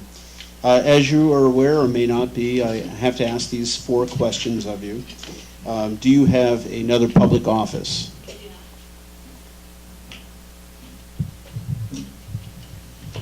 Do not. Are you a state or federal employee? Do you have any interest in any contractual obligations with District 64? I do not. Are you a school trustee? I am not. Okay, you pass. So we'll start with some general get-to-know-you questions. Scott, you phrase it much better than I do. I've apparently inherited the role of starting the whole party here. So I guess just to begin with, you gave us some information. We see your resume. But if maybe you could just, elaborate a little bit on who you are and what brings you to want to volunteer to do community and board service here. Sure. Well, I have lived in Park Ridge for almost 5 years. now, so I'm not as familiar with the city and the school district. As some others, I have one child in District 64 currently, another entering next year, and a smaller one who will eventually be in the district. I think public service in general is important, and, I think with my background, I'm an accountant, a CPA, I think those types of administrative business skills and ability to, kind of understand technical issues or maybe learn about an area that you're not as familiar with up front, but to be able to do research and get up to speed, that I think that background is conducive to helping in a board position. So I think my skills lend themselves to that type of public service role.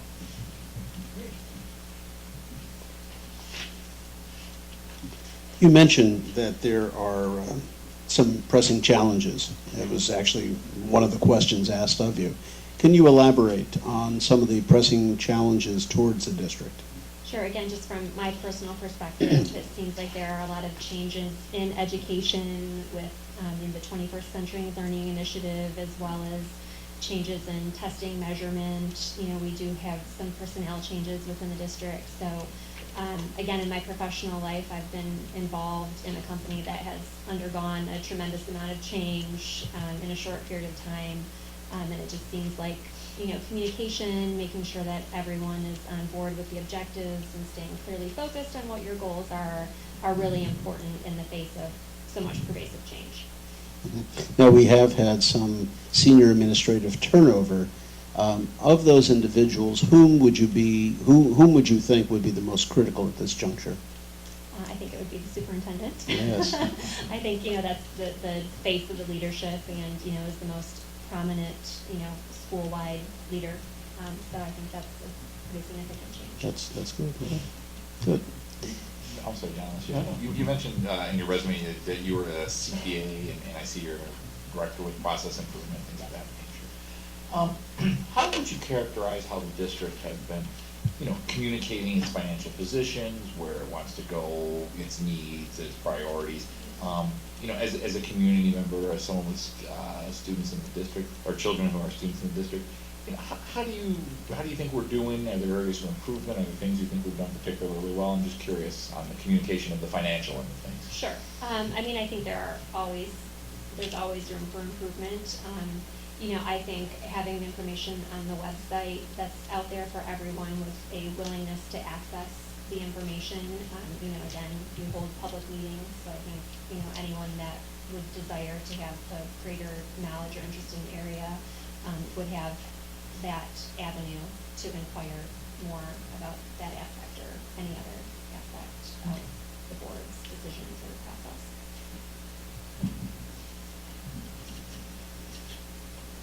As you think about kind of the role you play in your day job, where I imagine you manage some staff and work in a parallel line with other staff, and kind of compare it to the sort of structure you'd be in as a board member in a district, what do you see as some of the differences in role that you would play as a board member as opposed to a management employee of a company? Yeah, I have managed staff in the past. I do not currently have a staff. I do a lot of cross-functional work and work with teams. I think in my current role professionally, and what I would think would be important for the board would be, teamwork, getting different perspectives, building consensus, making sure that, everyone feels good about the decisions that you're making, and everyone's perspectives are weighed and balanced against, what the objective is. Are there, having some experience with the district, are there things just you personally think the district has done particularly well, or the schools have done particularly well, whatever, and then conversely things you think, they could do a little better at that? Just personally, things you've observed and witnessed. Sure. I think that the district has done a good job with some of the surveys and email communications. Again, the tech talk I personally enjoyed and thought it was helpful information, the presentations that were included in that.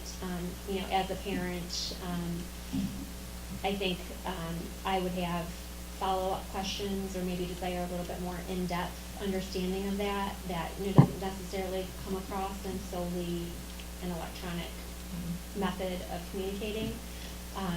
So to be perfectly honest, I don't know if there were other supplemental areas for, avenues for people to get additional information about that, but I think, supplementing all of the electronic information that's available with, face-to-face and open forums to ask questions and clarify would be helpful. Okay. Holly, right off of line 1 on your CV, you say responsible for executive management reporting related to current financial performance forecasts and the annual budget. That's exactly what this board does. Have you had the opportunity to review the financial picture of the district? If you can make some general comments about the financial picture, the forecast, if you will. And I'm also interested in how you see the type of job that we've done in giving out that information to the public, and if you can give us some ideas on some areas of concern with our budget going forward. I know that's a broad-based Right, yeah. question, yeah. Yes, and I have not reviewed in detail the budget. Some things that have struck me when I've looked at various websites comparing district spend, it seems that our operational ratio is higher than and now I'm drawing a blank because I feel like I'm in front of Congress here with the other ratio that is more focused on, what we spend per student.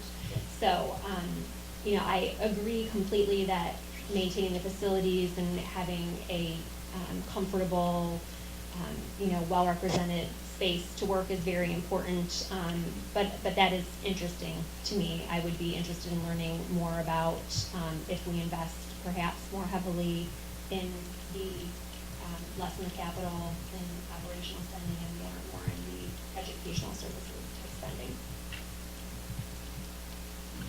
Do you have any thoughts on how we present our material? Do we present that in a clear manner that, you've got an auditing background where you're like, that makes perfect sense, how they kind of drop that in front of people? Or do you think there's areas for improvement there? I do think, I'm familiar with reviewing a detailed line item budget, so I'm probably not the best person to ask. I do think that the listing of information would seem to be clear enough. Have you had an opportunity to work in the school? I know you work full-time, but maybe volunteer on a week, an evening program or something that the PTO sponsors? I currently work part-time. Okay. And I was a volunteer for the Wildcat Book Club. My daughter goes to Washington, so I participated in one of the group leads for that lunchtime session. That was my most recent experience this year. Any PTO jobs? Or? I have not served on the PTO board, other than the book club committee. I've done the book club committee for 2 years in a row. But that's it. Are there areas that you think of as, if you were a new board member, as having a particularly steep learning curve that you would need to delve into more than others? I think that I would have to have a better understanding of the not-for-profit fundraising. The bond referendums, were mentioned.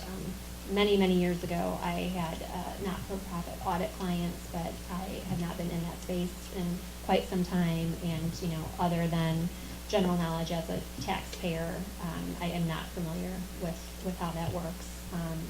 And again, I'm an accountant, and I don't have any type of educational background, so, decisions that might be impacted by things of that nature, I would need to get more up to speed on. So again, I go back to the 21st Century Learning Initiative.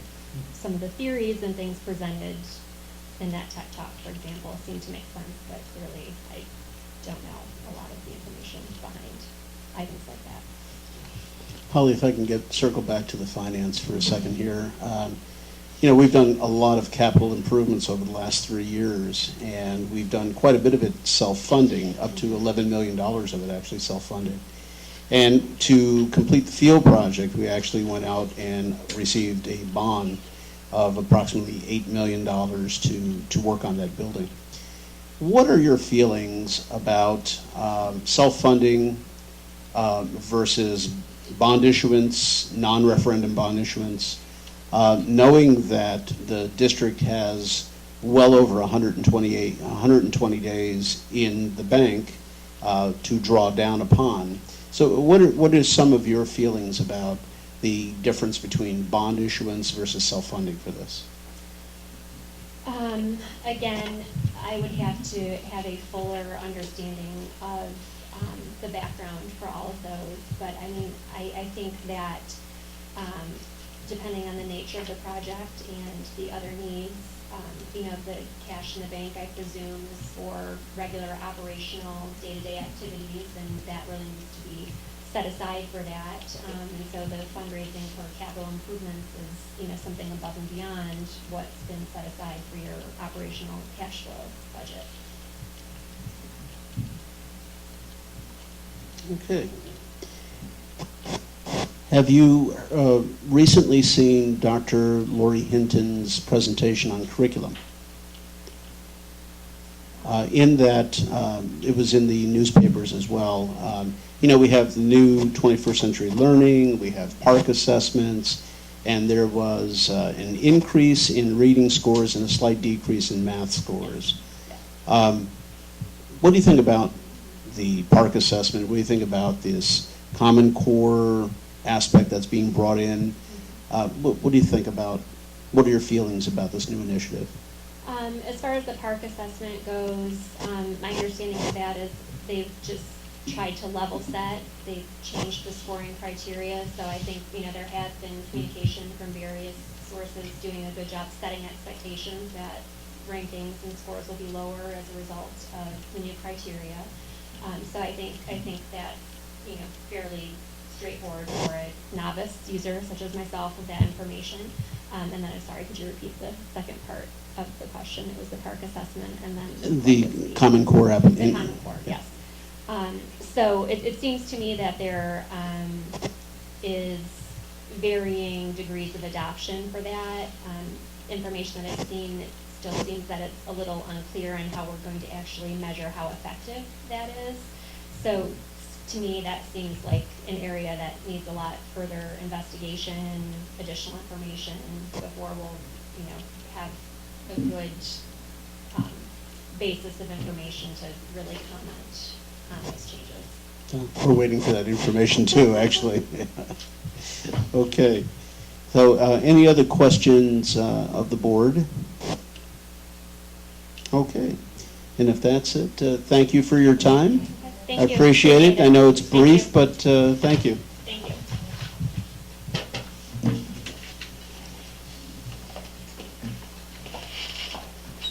I saw Katie walk in. We're a little ahead of schedule. Do you want to wait a few moments? Come on up, Katie.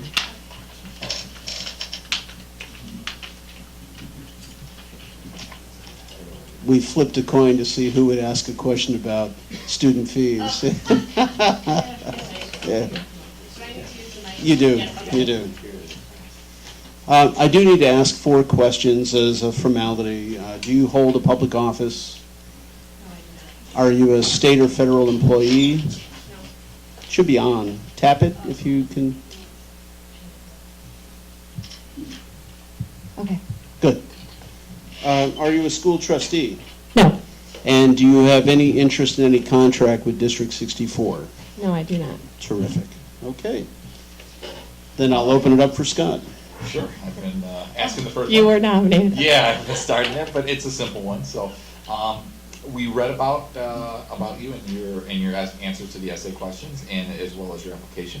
But I guess if you could just elaborate, tell us a little bit about you, a little background on yourself, and exactly what it was about board service that, you know, piqued your interest and makes you want to participate. Okay, well, My name is Katie Rinaldi. I moved to Park Ridge 4 years ago. I have 3 daughters who go to Roosevelt School. I am a teacher in District 71, which is in Niles. I've been there for 15 years. Let's see. I first started coming to the board meetings when my oldest daughter was in kindergarten. That was the year that we moved here.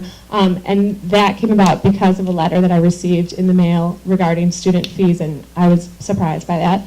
So I started attending the board meetings, particularly for that cause. And then as I started coming, I began to stay longer throughout the meetings and became interested in the other topics that were being discussed. Because I'm a teacher, naturally I'm interested in education in schools. Because my kids go to schools in District 64, I'm extra interested in what goes on at these schools. I just think it's very interesting and important to know what's going on.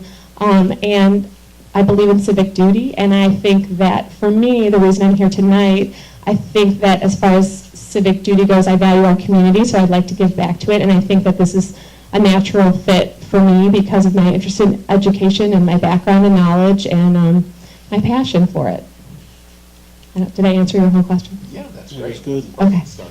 Katie, let me just ask, and the elephant in the room. I mean, you're currently a teacher in another district. Yes. And yet, as a board member, you would be asked to make decisions on the district as a whole.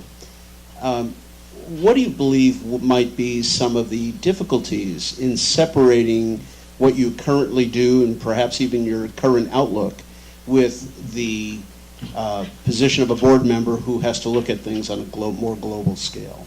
Right. That's been a challenge for me as I sit through meetings and I hear things. Sometimes I hear the way things are done and I think, oh, that's not how we do them. I bet we could do it differently or better.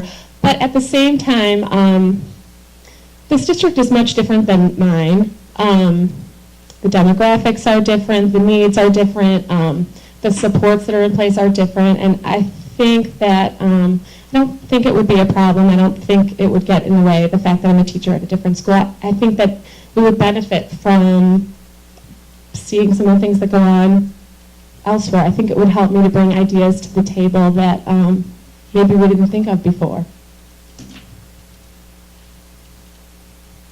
What do you think of the one-to-one initiative and specifically the payment or the purchase of the units for the one-to-one initiative? It bothers me.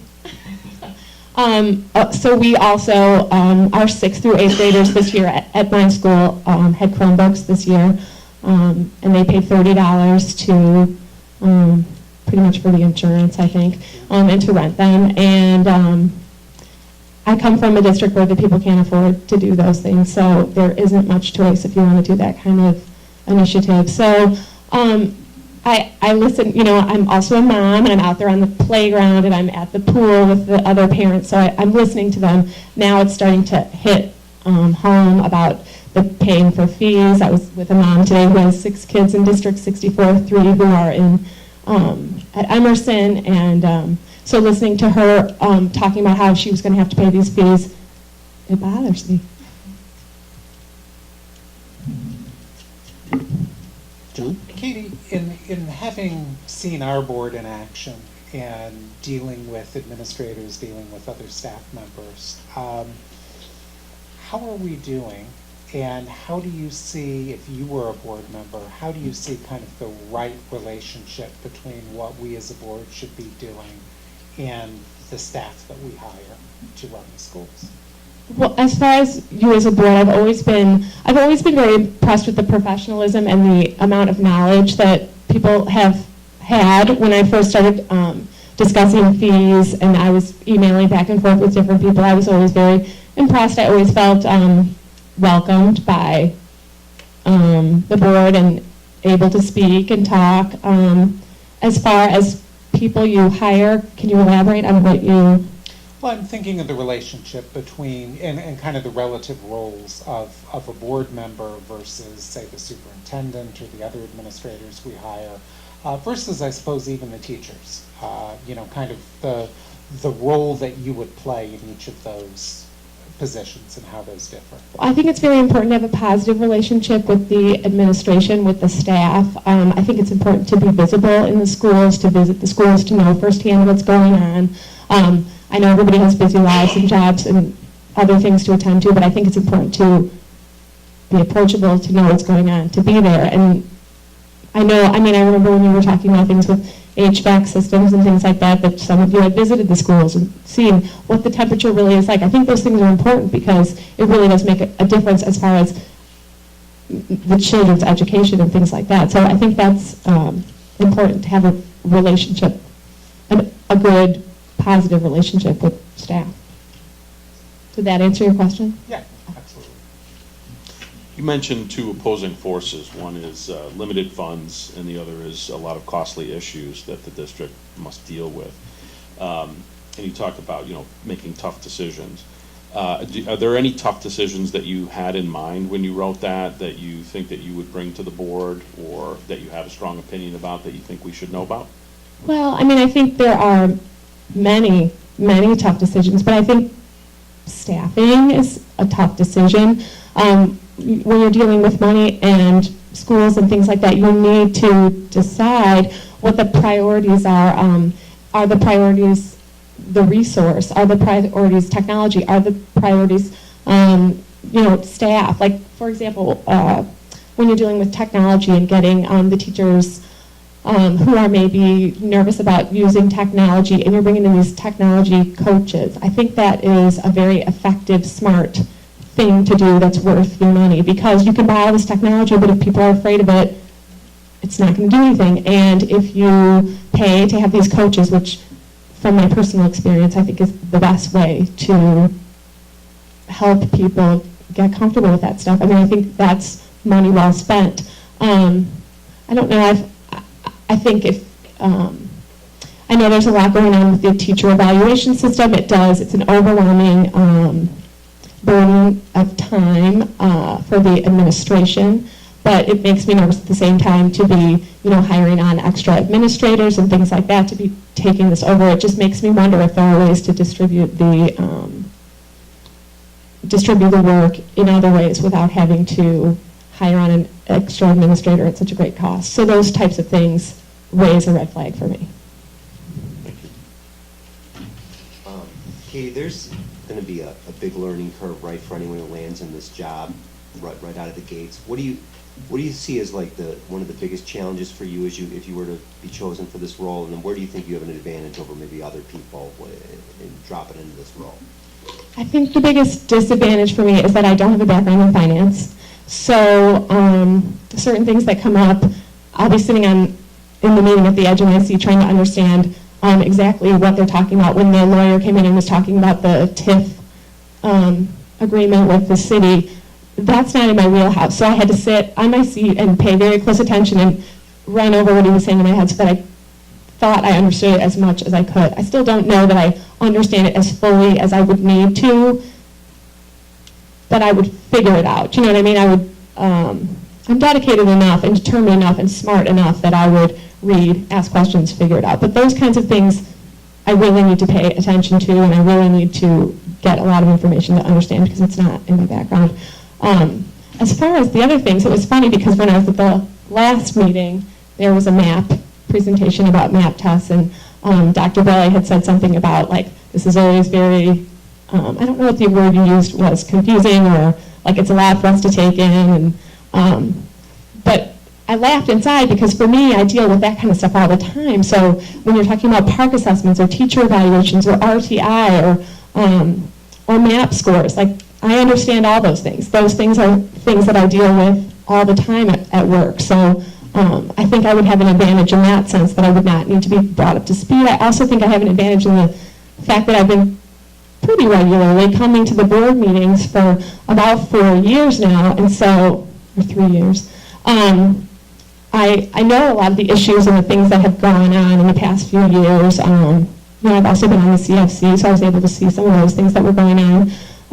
So I think I have an advantage in that sense, that this is not all new to me.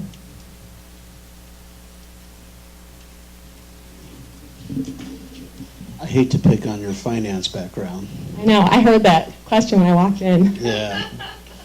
But you were on the CFC, and I know that this was discussed many times, but it is the long-term financial outlook of the district. You're aware that last year this board decided to potentially extend the referendum, or do everything we can to extend the referendum from 17 to 2021 and beyond if we can. What do you think are some of the obstacles to extending that referendum, looking at the operating budget in toto? Well, first, I just want to say that I work in a district that 10 to 12 years ago tried to pass a referendum and it failed. So we had to move forward without the money from that referendum. And going into the referendum, we all heard, we won't have music, we won't have art, we'll have huge class sizes. We heard all of that. So when it didn't pass, we were devastated. We didn't know what was going to happen. But, and we're, like I said before, we're a one district, school, we're smaller, it's different. But we had to figure out creative ways to make sure that our students were not suffering and that the delivery of the instruction was not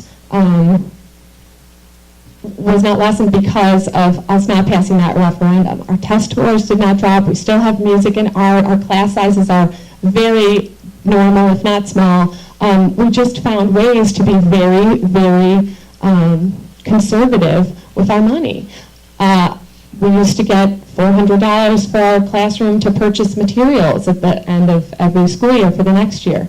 That went away. If we wanted something specific, we needed to talk to our superintendent's in the building, but we needed to go directly to our superintendent and plead a case as to why we needed these things. And we figured out what we really needed and what we just liked having around. And we figured out that a lot of the money we were spending because we had it. And we felt like because we had it, we needed to spend it. I think there are a lot of great things about District 64, but one of the things I see is waste. And I see it in small ways, and when I bring it up, I know it seems small, but when you add up all those small, teeny things, they can grow into something bigger. It's almost like being on a diet. If you just cut the little things here and there, it ends up making a difference. When I see these packets come home from school that are just like these worksheets that are one-sided and copied off for the whole class, like that to me is not an attitude of we're trying to do everything we can to save every penny. And so I think you just have to dig in really deep and see where all that money is going. And when we were on the CFC, we just didn't have access to all the information that we needed to be able to do that kind of a study. I mean, it's a big study, but. It is a big study, no question. John, I had a malfunction with my timer here. What do you have? Did I go over my time? No. It's at about 14 minutes. I do too. I've got 9 plus 5 is 14. So we have a few remaining moments here to speak with Katie. Any other questions? Go ahead, John. No, You please. go, by all means. Okay, I'm probably going to ask you a question, or at least one of yours. Just comparing the district where you teach in and this district, you talked a little bit about the culture of savings, et cetera, but are there other things that you would point to in either the district you teach in or other districts that are good places for our district to think about as far as improvement?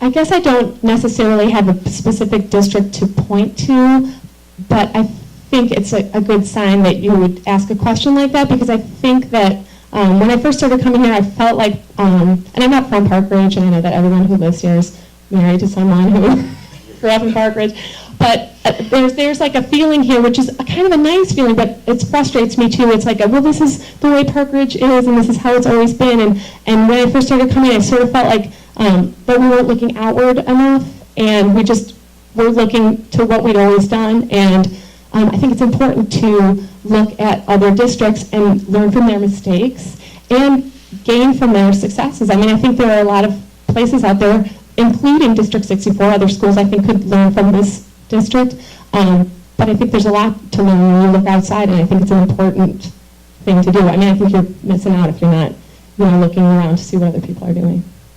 Yeah, no question. I think we all agree with that. Absolutely. Any other final questions from the board?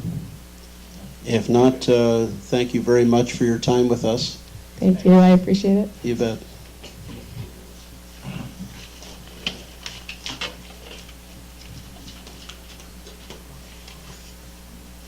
And I see Mr. Johnson back there, and if there is no objection from the board, I suggest that we proceed right to speaking with Mr. Johnson. Absolutely. All righty. Please come up.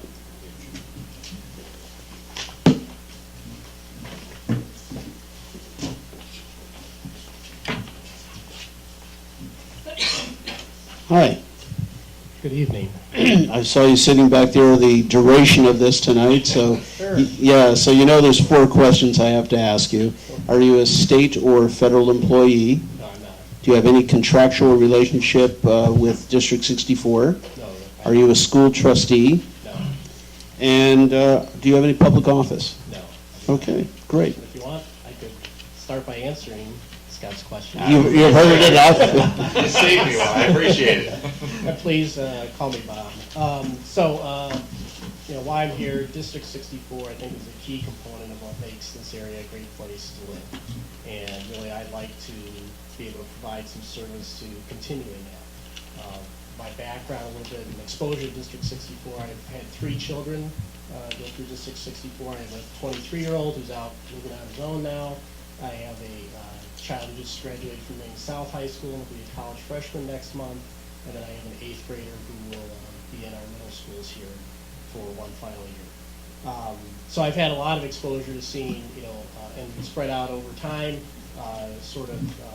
what key factors are to making for a great education for children, and as a parent, understanding what's truly important from a long-term perspective.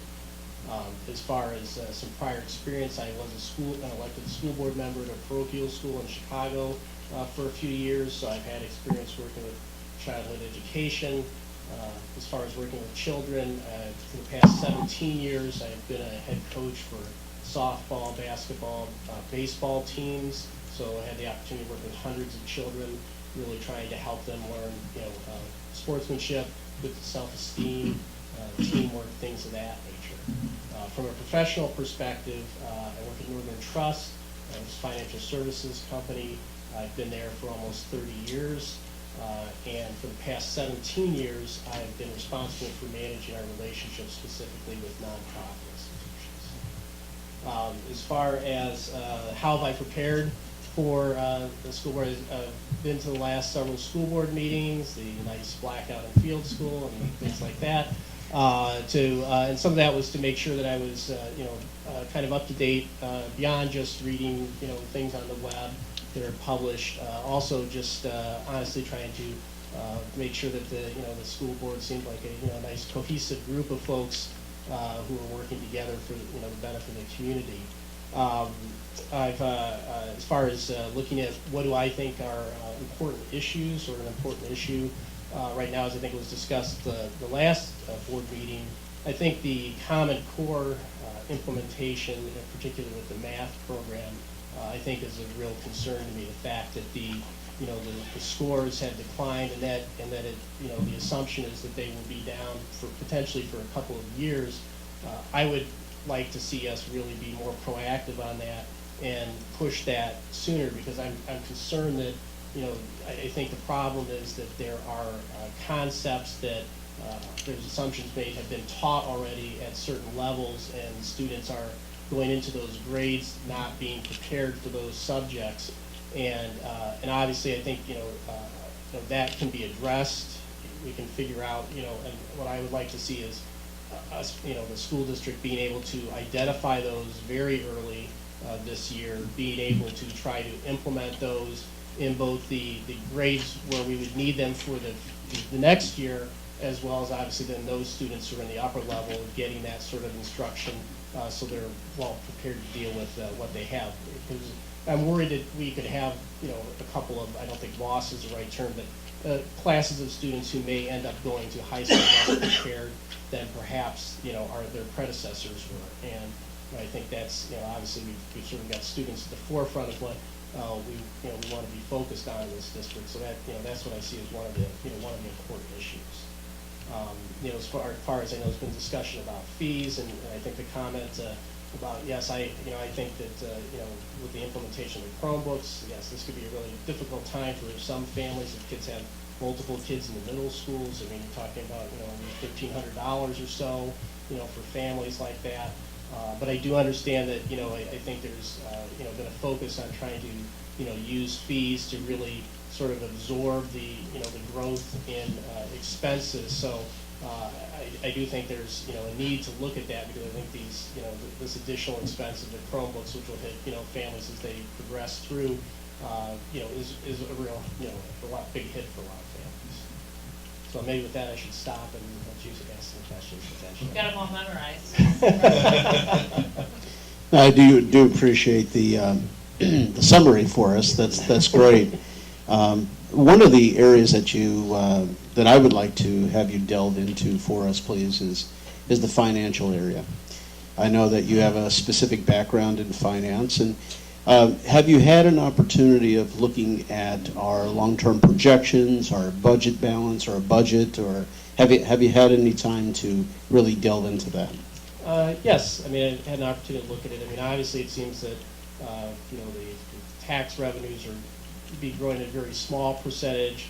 I know you've budgeted for a lot of the other expenditures to be relatively flat, and obviously, as you know, you're going to be limited to the CPI increases with the PTEL. So I think that's in looking at the days cash on hand, I know the projection is it's not until about 2020 where you're going to fall below your sort of guideline of wanting to have 120 days. So that's a few years off, but the trend is obviously heading in the wrong direction, and you don't want to continue that. Do I have the answer for that? I'd say I don't know if I have the answer. I think there's things that could be looked at, or maybe someone here would tell me already looked at, but obviously trying to make sure we're maximizing sort of the staff if there are functions that we have people performing it could be performed at multiple schools for greater utilization of staff. That's certainly something to look at. But I think I think that the district's in good stead. I think as when you issued the bonds, Moody's gave a very positive outlook, so that the district had a less debt than other similar districts. So I think there you're not positioned poorly. But I think you do have to look ahead for those trends and try to see what could be done to make sure there's sufficient funding in the future. How do you think we communicate our financial position to the district? I think very good. I think the sort of more recent graphical, the Collins report, I think that's very good.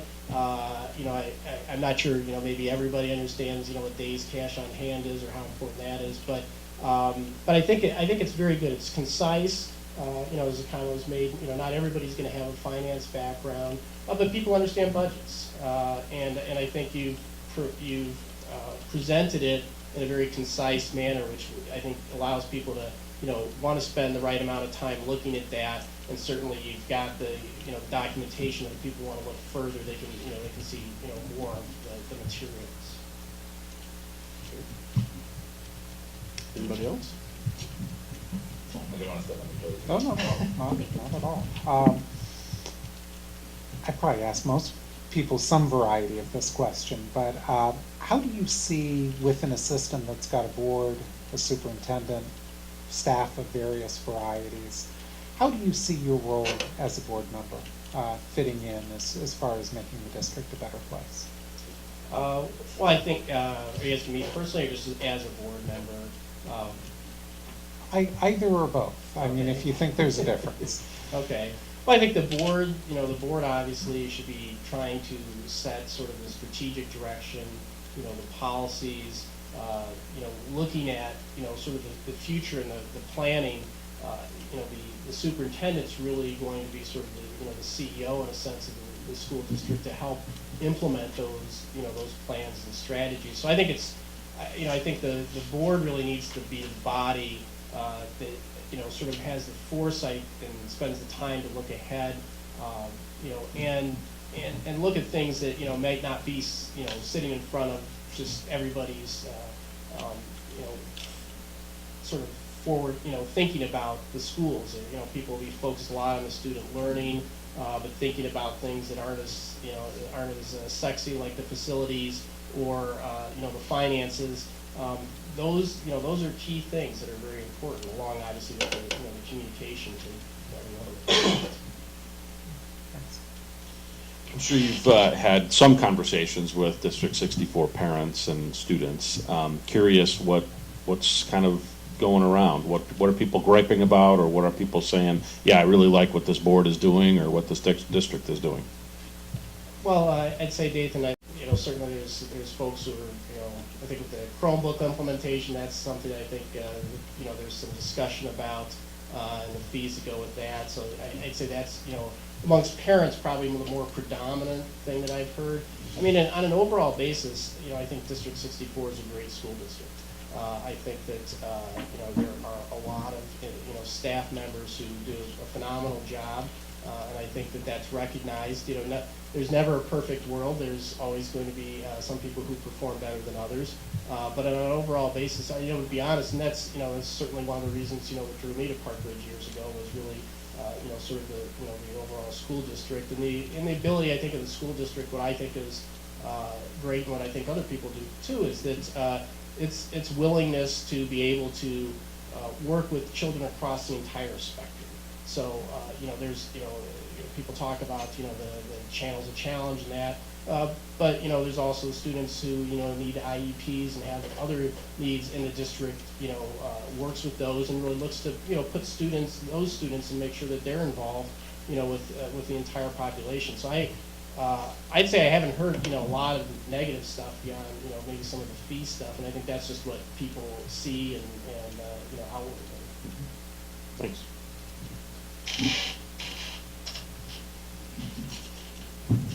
Dick? I didn't know you guys were really. Okay.